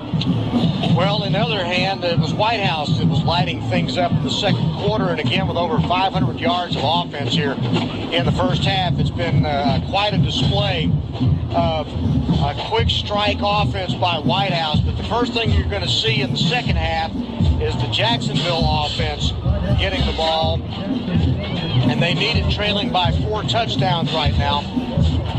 So Colby Krim is going to kick off. It's a short kick taken at the 20-yard line. Going up the middle is Lane. He gets to the 30, and then jailbreak. Heavy coverage, Nate Brooks, Dominique Holly both knock him down. And so it's going to be Jacksonville taking over at their own 30 line. And talked a little bit to Reggie Long just a while ago and made sure that he was still healthy. He does not have a problem telling me how he feels.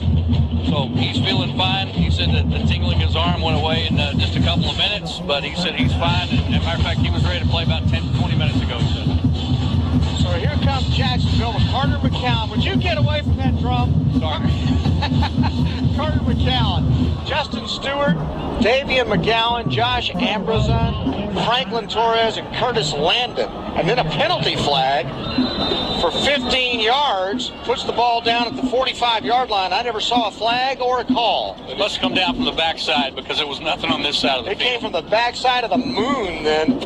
1st and 10, Jacksonville starting at their own 45. They'll hand it off right up the middle, and drop for no gain on the play is Braylon Parrish. The receivers, Nathan Evans, Claude Franklin, Cash Cleaver, and Tony Lane. Defensively, Darian Thompson, Costin Wallace, Joseph Klein on the front line, along with Caleb Shackelford, Savion Lacey, Reggie Long, Chris Weiss, the linebackers, corners, Isaiah Burton, Jacoby Lacey, Nate Brooks is the safety, along with Jamal Kennedy. 2nd down and 11 from the 44.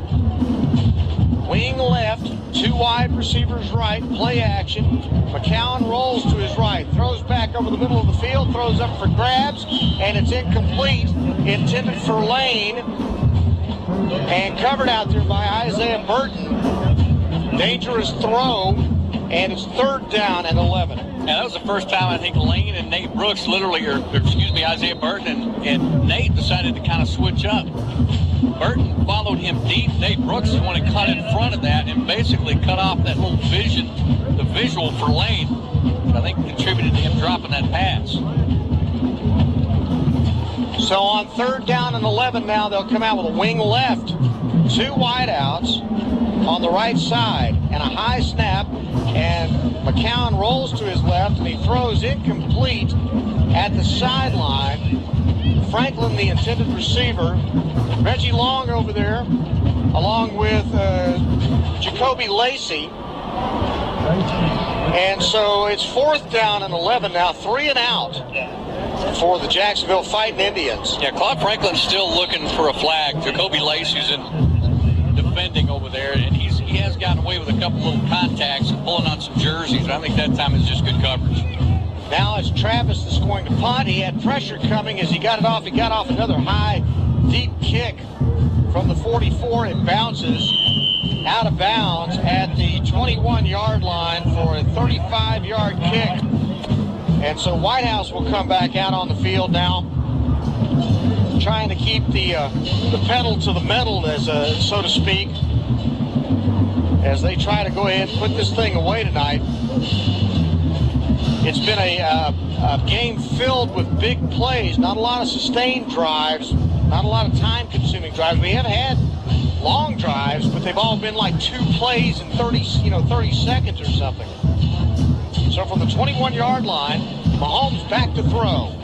Pressure coming from the outside. Now he's going to screen out to the left, and he throws it, and it's caught at the 29-yard line, and that was a great baseball catch by Jake Parker, the baseball player, who had to go down and scoop that thing up off the ground at the 29-yard line for 9 yards. Yeah, LaKendrick Henderson was in defense back here, was shuffling around trying to chase Mahomes, thought that ball was trapped. 2nd and 2 now, they'll hand it off.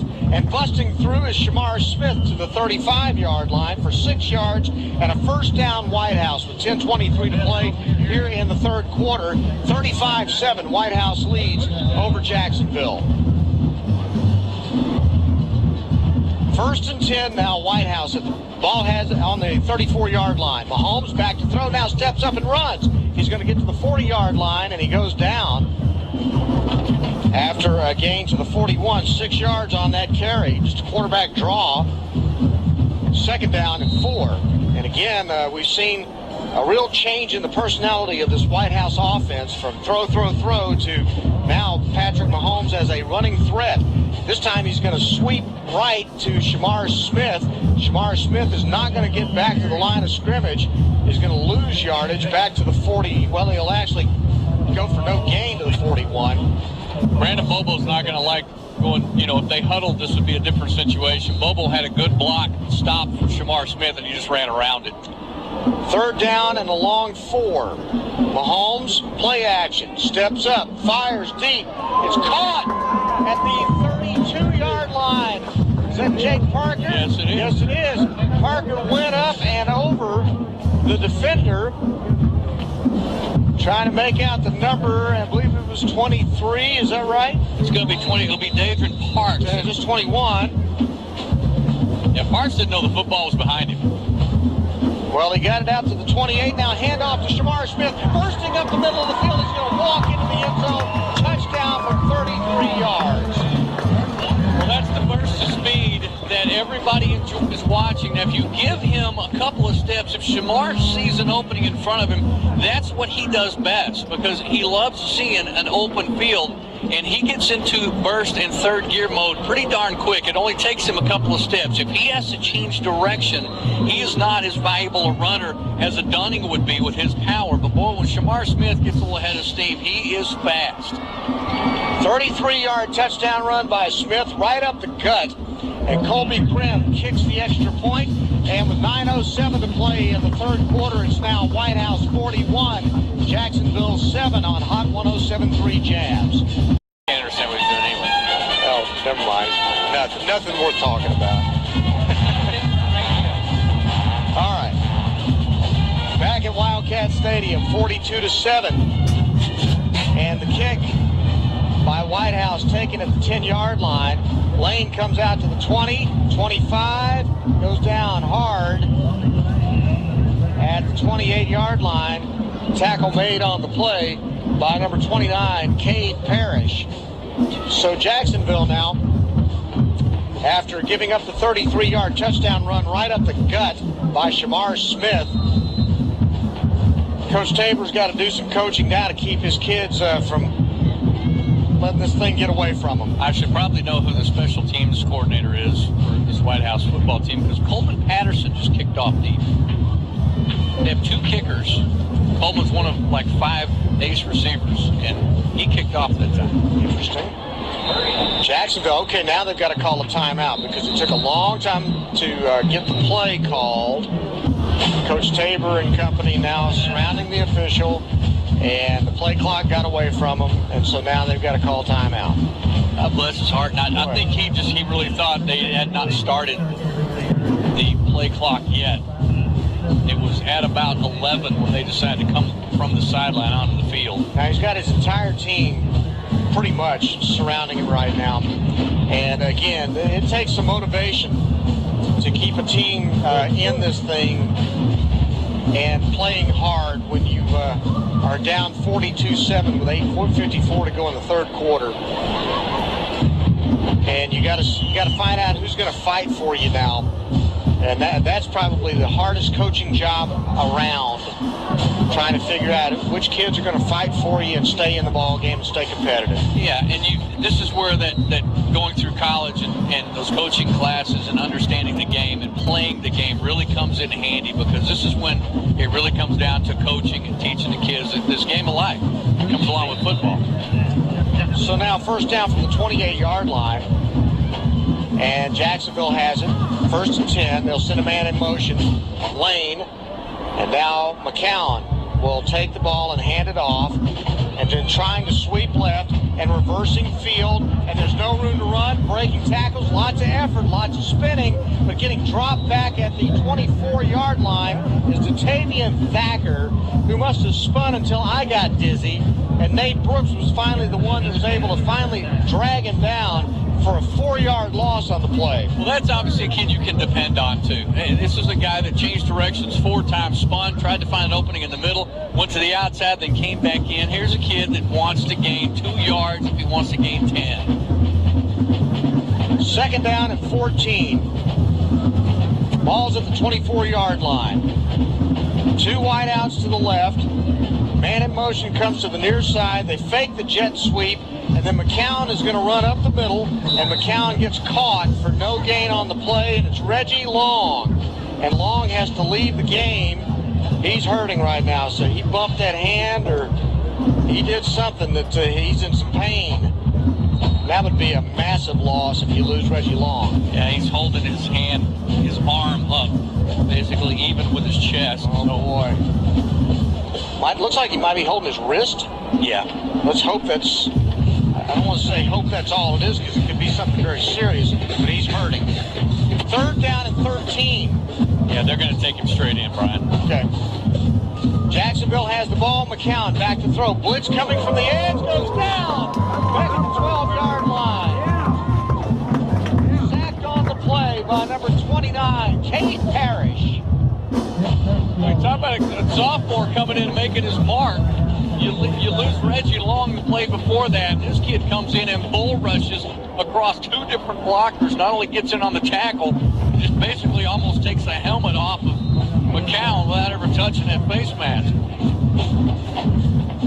16-yard line is the line of scrimmage. Low snap. And Travis this time barely got the punt off.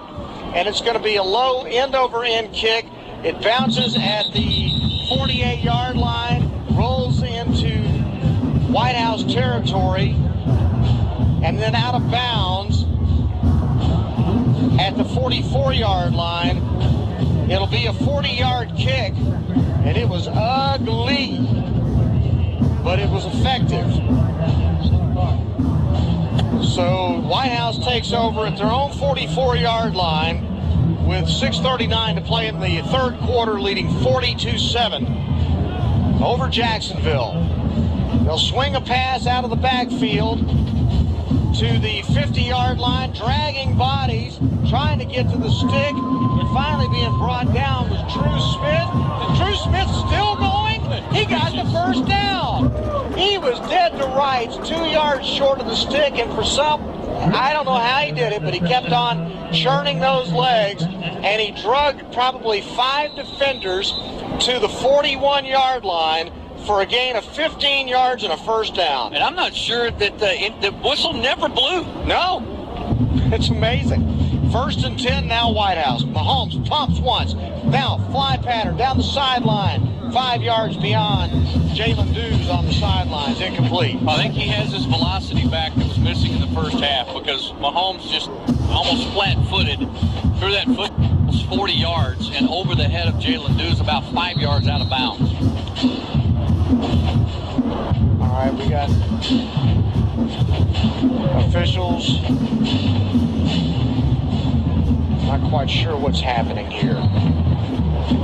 They're calling everybody together. I think what we're seeing now is officials talking to players right now about we're not going to have what we saw last week in the second half of the Lindale Whitehouse game. A huge difference in a crew that does not understand how they lost control of a football game, and a crew that basically, as soon as they see something start to get out of line, decides to tell both teams, listen, we're not going to do this tonight.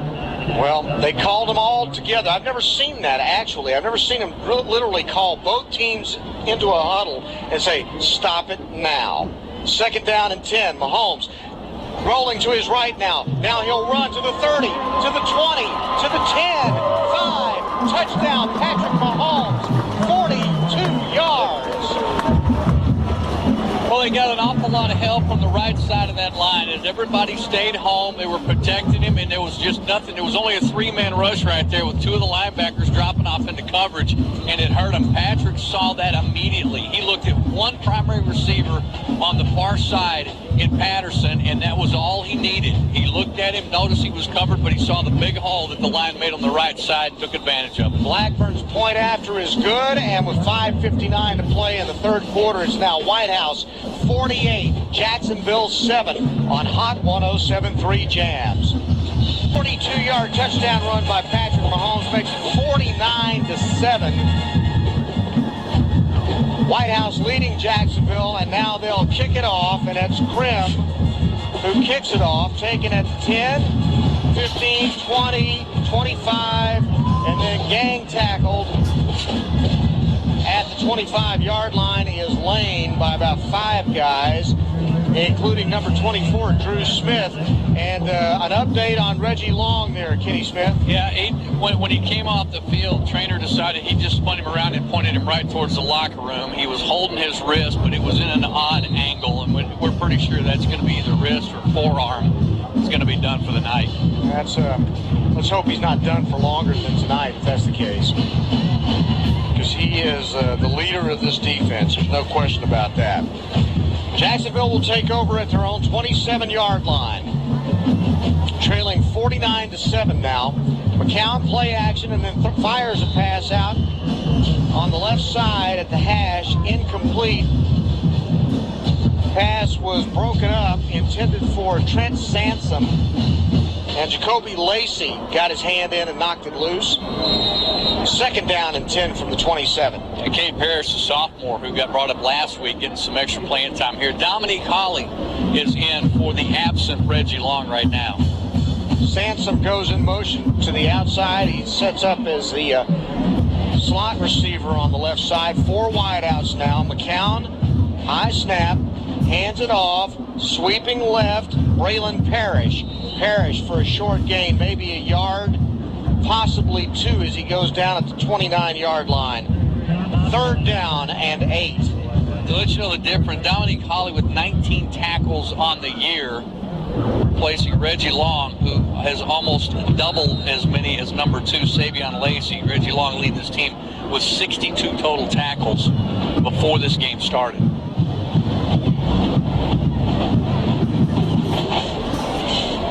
Third down and 8 from the 29-yard line of Jacksonville. Indians have the football. They've got to hurry. Clock down to 3-2, snap back. McCown throws the screen to Lane. Well set up. Loose at the 35. Gets the first down. Gets to the 40-yard line. Down at the 42-yard line. A gain of 13 on the play. First down, Jacksonville with 4:19 to play, 3rd quarter. They trail 49-7 to Whitehouse. Yeah, they've got some pretty good wholesale substitutions now on defense, along with Dominique Hawley, and coming up limping a bit also, trying to make his way out the field, Jamal Kennedy. And they're going to have to wait and get somebody in for him. And now they'll replace him. His run in late to be Philip Reyes. As Kennedy comes off hobbling. 1st and 10, Jacksonville from their own 42. McCown takes the snap. He'll roll left, head toward the sidelines, get out of bounds at the 50-yard line. And he picks up 7 on the play. It'll be about 2nd down and 3. Actually, they'll spot him at the 49 of Jacksonville. It was a 7-yard gain, 2nd and 3. Now, that's one thing you don't want to see now in a ball game like this that's really over and has been over for a while is you don't want to start seeing injuries starting to jump up and get these Wildcats or either of these teams.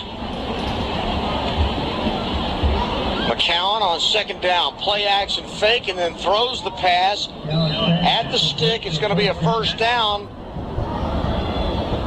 as the ball was caught by number 9, Trent Sansom. Just a short pop pass, but it's good for the 1st down at the 45-yard line. 6-yard gain, but good enough to move the sticks. And what would be great for this football team, because McCown obviously has got his mechanics down. If he could get a receiver, 1 or 2 of these receivers that run these full, wide-open routes, much like a Patterson and a Cheatham, this guy would be deadly next year. Now a quick pass out right side. This time it's intercepted, and it's Isaiah Brooks who spins back the other way, and he's going to go to the 30, 35, 40, 50-yard line, breaks outside, still running, got no one out behind him. Now he's going to go all the way to the house. Touchdown. Are you kidding me? Oh, my God. Isaiah Burton picked it off and around the 40-yard line near the Whitehouse bench, circled all the way around, ran across the field, and then took it to the house. He had to have made 19 moves. He came all the way to the right in front of the White House sideline, literally touched the hash mark in front of head coach Adam Cook, trying to reverse his field. He actually broke a couple of tackles, but got away from 3 potential tackles just on individual effort. That is Isaiah Burton at his finest right there. He just ran 300 yards for a 55-yard interception return. Unbelievable. And Krim comes in to kick the extra point. And it's up, and it's good, and it's now 56-7 Whitehouse on top of Jacksonville with 2:45 to go, third quarter on Hot 107.3 Jams. And the hits just keep on coming for the Whitehouse Wildcats, who lead now 56-7 over the Jacksonville Fighting Indians with 2:45 to play here in the third quarter. Mercy. And head linesman Ed Thomas is coming all the way across from the backside of the field and is coming up and saying something. And I'm not real sure, saying something to Travis Blackburn right before the kick. Whatever it is, they've blown the whistle. Ball's in play now. Blackburn will approach and kick it away. And it will be taken at the 5-yard line, brought out to the 10, 15, 20, and down at the 25-yard line goes number 27 to Braylon Parrish. Liberty makes the stop, and Jacksonville, 0-6 coming in and showing a lot of fight in the first quarter. And then to see things, the roof literally cave in on them here in the second quarter, it is not fun for Coach Chris Tabor and the Jacksonville Fighting Indians right now. And meanwhile, the Whitehouse Wildcats, the hardest thing you got to do is keep these guys interested. Well, don't worry, next week they will be interested because they will be playing a one-loss Nacogdoches team. That's assuming they beat Corsicana tonight. Quick pass on the left side now to a wide receiver from McCown, and it's out to the 30-yard line. Catch was made by Trent Sansom, and it's a gain of 6 on the play, second down and 4 for Jacksonville. And one thing, it looks so familiar and so similar to what Whitehouse runs, Brian, but Jacksonville has nobody on the interior line pulling to crack back and open up that gap right there for the wide receiver to cut back inside the middle of the field. They're all by themselves. We've seen that a few times tonight, but there's no blocking help on the outside. And I'll tell you, they don't have the game breakers. There are guys on Whitehouse's team, 5 or 6 of them, that can score from anywhere on the field. They'll hand it off this time. And now we might see somebody break one because he's out to the 40. Oh, yanked back, and there's a flag. And, boy, I don't know if that was a face mask or a horse collar kind of a tackle. I think it's going to be a horse collar on Tavian Thacker was the young man who got loose on the long run and was down. He literally took it off from the 31 and got all the way to the 35 on the other end for a 35-yard gain. That was horse collar against Whitehouse, so that's going to add 15 yards onto it. Yeah, Cade just got him up a little bit high. Really, there wasn't any place for him to go because Thacker was running past him pretty quick. So the only way he could have done that would have been go up high near the shoulder pads. So step off 15, and now McCown is going to roll to his left, and he's going to run, and he's going to get out to the sideline and run out of bounds, and a flag goes down back in the middle of the field as he's about 3 yards short of the first down, and we'll see what the flag's all about. Well, it looks like late in the game, 1:10 to go in the third period, and it looks like here we go. Now we got 2 players talking to each other. The official talking to a Whitehouse player and a Jacksonville player. And again, I think they're going to make real sure that this thing doesn't get out of control. But flag comes up. It's going to be Nick Koslow for the Wildcats, and we'll be talking to Franklin Torres. Torres gives up, gives up about a foot. So, you know. Now, they don't make any call, but I'm guessing it's unsportsmanlike conduct on each player, and they've been given a warning. Yeah, a little personal foul on both, the offset. So but they didn't bother making the call.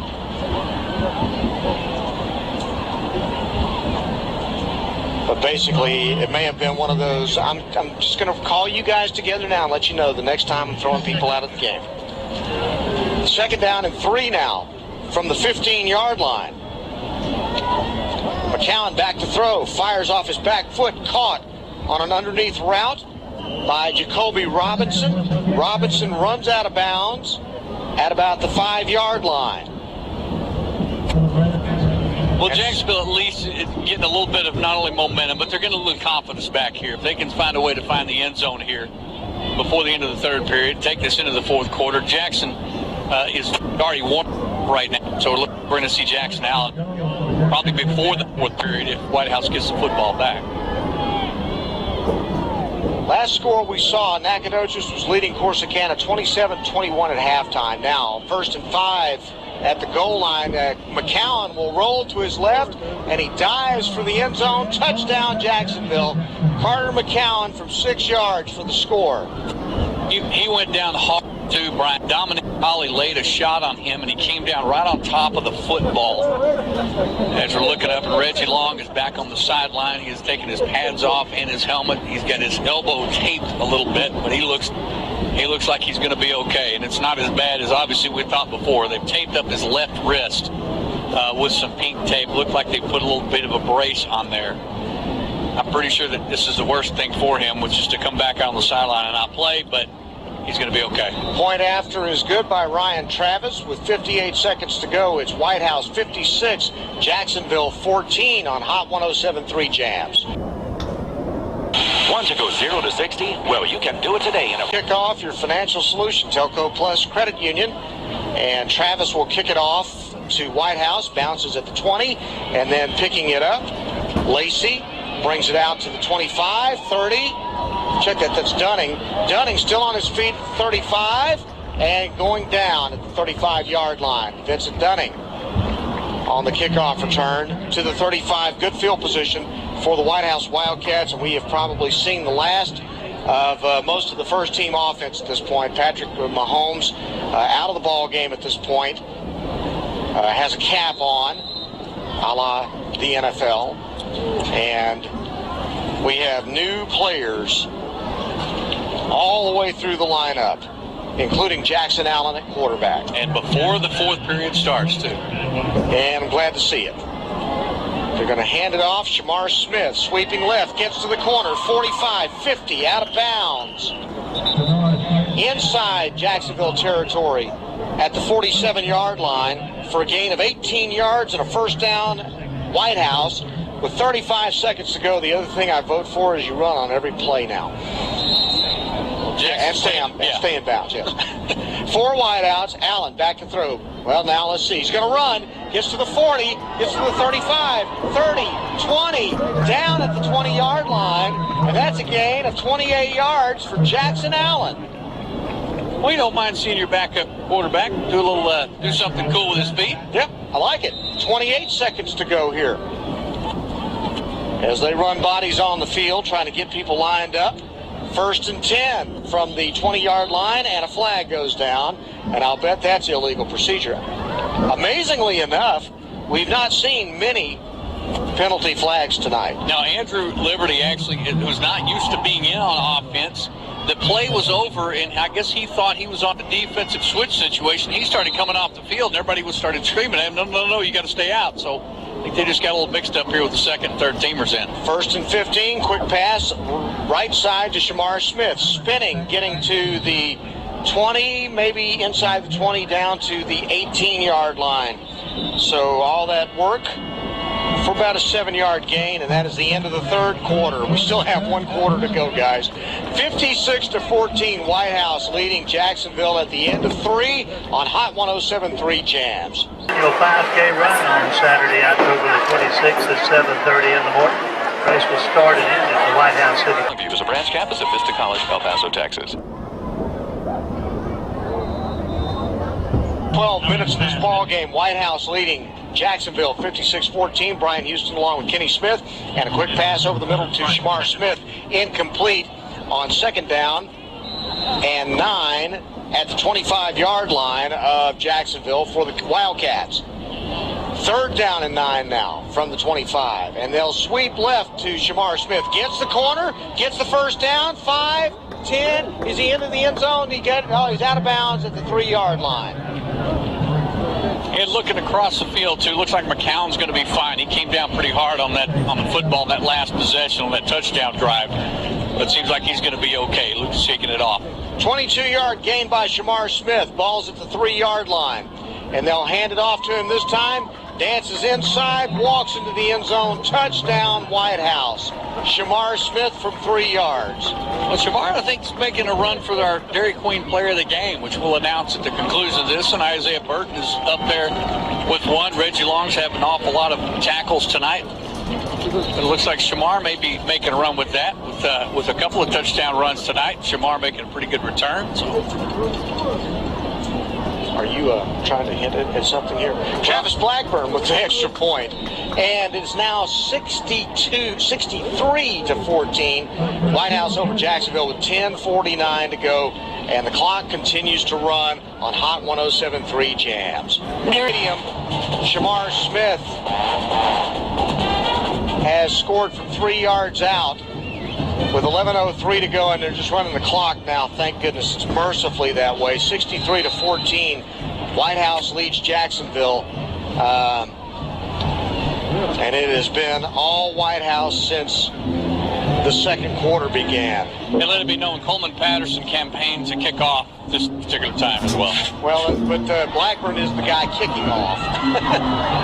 Blackburn kicked off, and the return man gets caught from behind. And that was number 27, Braylon Parrish, out at the 24-yard line. Well, Travis Granberry making a darn good open field tackle, too, on the kick return. You get special teams. I don't care how many times you get to go down on kickoffs. And with Whitehouse, it's a lot. But there's a lot of times you don't get opportunities with open field tackles as good as their coverage has been. All right, 9:37 to play in the game. We're in a running clock situation now. Quick pass out left side, caught by Sansom to the 30-yard line by McCown. And the tackle made by number 21, Vernon Polk for Whitehouse. To the 30-yard line. Oh, they stopped the clock. Wait, no, okay, they rolled it. What's going on? No, don't do that. You and that clock. Well, this thing needs to, it needs to mercifully come to an end. Yeah, we're just glad to see McCown up. Yes. He's okay. McCown hands it off. And then it's gang tackle time as the swarm hits number 5, Batavian Thacker. And a lot of new faces with clean jerseys in the ball game right now playing defense for the Whitehouse Wildcats. It's got to be fun for them, too. Cooper Kennington senior, and a lot of seniors in these backup roles get the chance to play in front of their home crowd, because it's going to be a couple of weeks before they're back in the stadium against John Tyler. 3rd down. 7 yards to go now. I'm sorry, 3rd and 4. And McCown, as the flags go down, and no matter what you try to do, that stops the clock when the flags go. Well, next week we will be on the road. As a matter of fact, the next 2 weeks. And Jason Bailey is actually going to go with us. For those at home, we're going to leave him in Corsicana, though. Yeah, we're headed to Nacogdoches next weekend. We're looking forward to not only the road trip, but head back to Brian's old stomping grounds. Lumberjacks, baby. Yeah, and one of the worst places in the world for a Sam Houston guy to go. Well, I wouldn't let anybody know that if I were you. Well, I'm definitely not going to wear orange on the sideline in Nacogdoches. I will throw you under the bus if I get a chance. Absolutely. 3rd down and 8 now. A quick pass out right side, caught for a 1st down. Ball stripped and comes out, and Whitehouse is going to come up with it. Man, now trying to find, I think it was Lane that caught the ball, and then the ball was stripped, and then trying to see who came up with it. Yeah, it's going to be Stewart that got the strip. Stewart was one that stood him up and whipped it out of there, and I'm not real sure who came out with it either. Can't tell you myself. I just saw a lot of purple jerseys all around it. That's what you want as a defense. So Whitehouse has the football with 7:40 to go in the game. 63-14 they lead. Jackson Allen back in at quarterback. And again, a lot of new faces on offense. Allen drops back. Now he's going to run to the 40, to the 35. Cuts back to the 30. First down plus 4 yards to the 30-yard line. And LaQuaylin Rogers, I'll tell you, was 20 yards downfield leading his quarterback and kept glancing around, wanting to make sure he was either in front of him or was able to throw a block for him. That's what you want from backup linemen, by golly. I'm not only going to be down here trying to help my quarterback, I want to know where he's at. I got a nomination. Dairy Queen Player of the Week. Okay. Coming after this play. Because Dominique Holly just broke one. He's going to the 10, the 5, touchdown. 30-yard run for Dominique Holly. And no flags on the play. And I vote for everybody that plays on the offensive line tonight. Because their running game has been something I have not seen at Whitehouse since I've been doing Whitehouse football. Well, as we just saw witness to, and it's going to be basically the one of the great things about this football team, and I'm sure Coach Cook's going to talk about afterwards, is this is when they've established a running game, though it might be against a weaker Jacksonville team, though the confidence level, Dominique Holly, Shamar Smith, they've all helped tonight. In the first period, Dunning, and he only got a couple of carries, actually, but everybody's got positive yardage. Offensive line's a great pick. Whitehouse now at 70 points. They are leading 70-14 over Jacksonville with 6:54 to play in the ball game on Hot 107.3 Jams.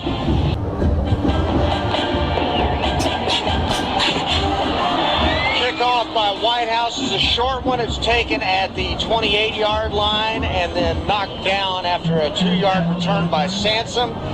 70-14 Whitehouse over Jacksonville with 6:28 to play in the ball game. Kenny, I'm convinced it should be the line now. 445 yards rushing. Oh my. 336 yards passing, and we still got 6.5 minutes to go in the ball game. So we're closing in on 800 yards of total offense. Yeah, and boy. Individual rushing totals? We know Mahomes is over 120 yards. Shamar's got 160 at this point. Mahomes is at 126. Dunning has 72. And a handoff right up the middle to number 27 for Jacksonville, Braylon Parrish. Parrish is going to get 10 yards and a first down. Yeah, Brian, it actually is going to be that big number 47, LaKendrick Anderson. Oh, sorry. That big guy he's now playing both ways, but he was a guy that actually thought Parker had trapped the football earlier and then made a couple of stellar tackles right after that. This guy can play. 1st and 10. Jacksonville at their own 41-yard line. And this time, Carter will keep it. McCown gets the first down, still running on the sidelines at the 40, out of bounds. Let's see where they spot him. Actually, he ran out of bounds at about the 44-yard line. So it was going to be a gain of 15 on the play. 1st and 10, Jacksonville. And you've seen most of these McCown guys play football, Brian. Is there any similarity here? Because this kid really has some deceptive speed with him. I mean, they're all tall, pro-sized height, big arms, kind of thin. And, obviously there were some that were better athletes than others. But he's a good athlete. Handoff right up the middle. Just doesn't have a lot of help around him right now. That's what's unfortunate for him. Guys are trying, but they obviously are just way overmatched right now. And the carry by Anderson for about 6. 2nd down and 4 for this Jacksonville Indians team that's going to go to 0-7. Boy, it's just a different feel on a sideline when a team knows that they've won the football game a quarter and a half before it's over. I mean, it's a great relaxation for the Whitehouse Wildcats and great, triumphant feel for the team because a lot of the backups are getting a lot of playing time right now too, but completely different over across the football field. Anderson gets a handoff this time, gets into the secondary, crosses the 30, and goes down at the 27-yard line. A gain of 11 yards and a first down for Jacksonville.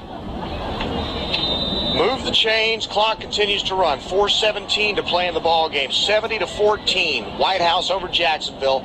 Whitehouse going to go to 7-0 on the season and 2-0 in district play next week. We're at Nacogdoches. And a much improved Dragons football team. And this time, shooting through the gap to knock the runner off of his feet was Travis Granberry, who knocked Anderson off his feet before he could get to the hole. And a loss of 1 on the play, 2nd down and 11. Now, Will Etheridge is on the field now, coming off Joseph Platt, who went in just before the 3rd period ended. So still a lot of reserves getting a chance to get some PT here. Everybody's trying to get their pants dirty. 4 wideouts, and McCown back to throw, sets up a screen, throws it out to the right side to Lane. McCown took a shot as he threw that football. Lane got out of bounds inside the 20 at the 19-yard line for a gain of 8 on the play, short of the 1st down. 3:05, clock continues to run. All the final scores will probably be already in the books by the time we get done here. ETSN.FM will be checking the scores there. Ryan will give you all the finals coming up at the conclusion of this contest. Compliments of our friends at ETSN.FM. 3rd down and 2 now, and a handoff.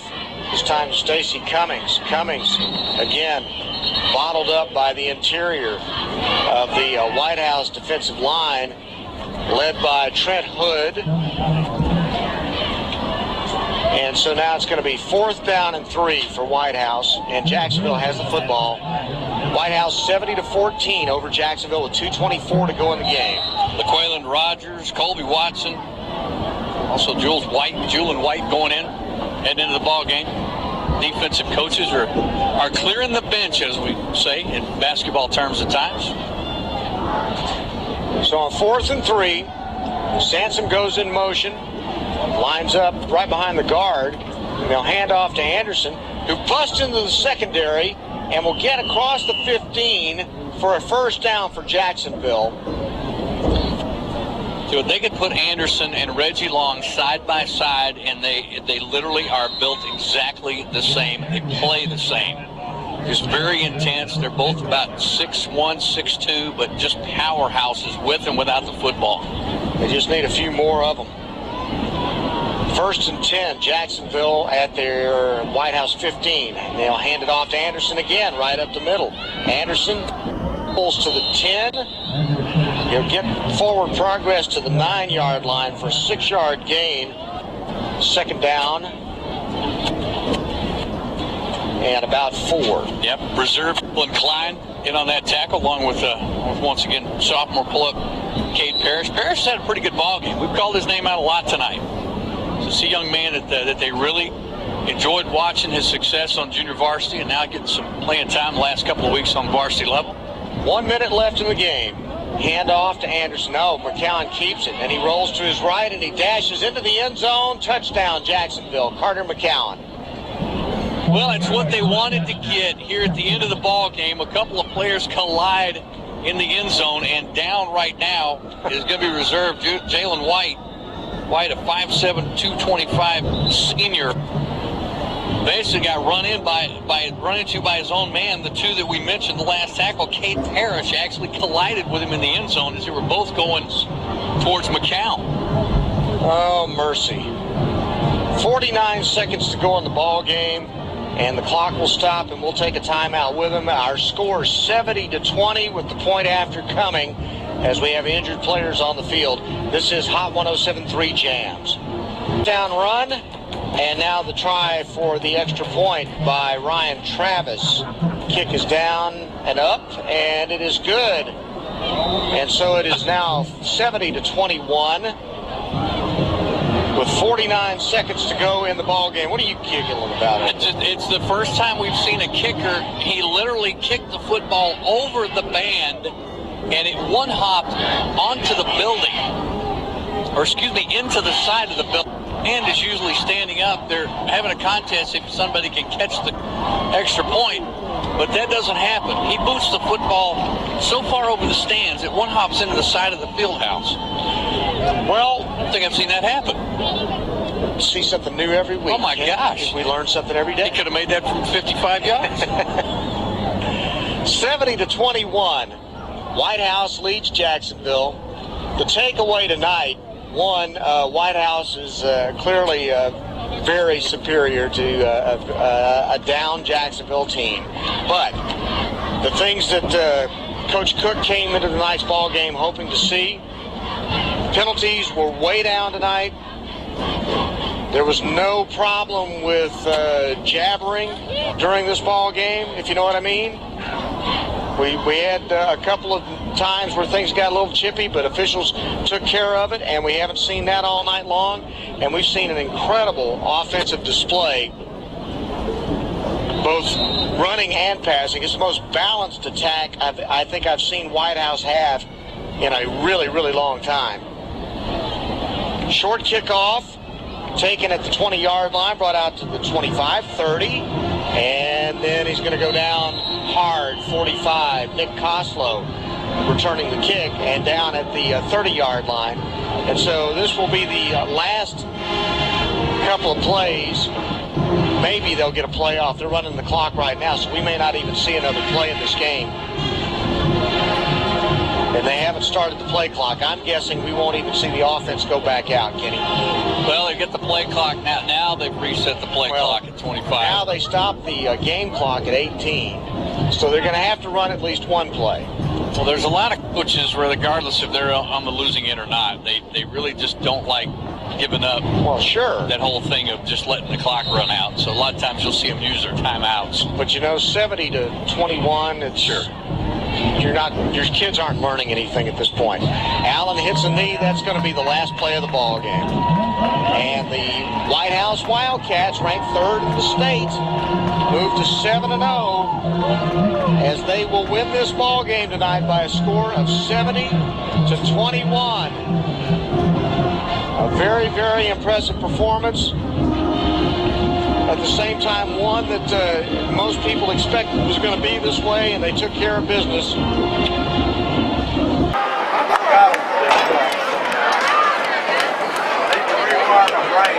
time and I know they're going. No, I know.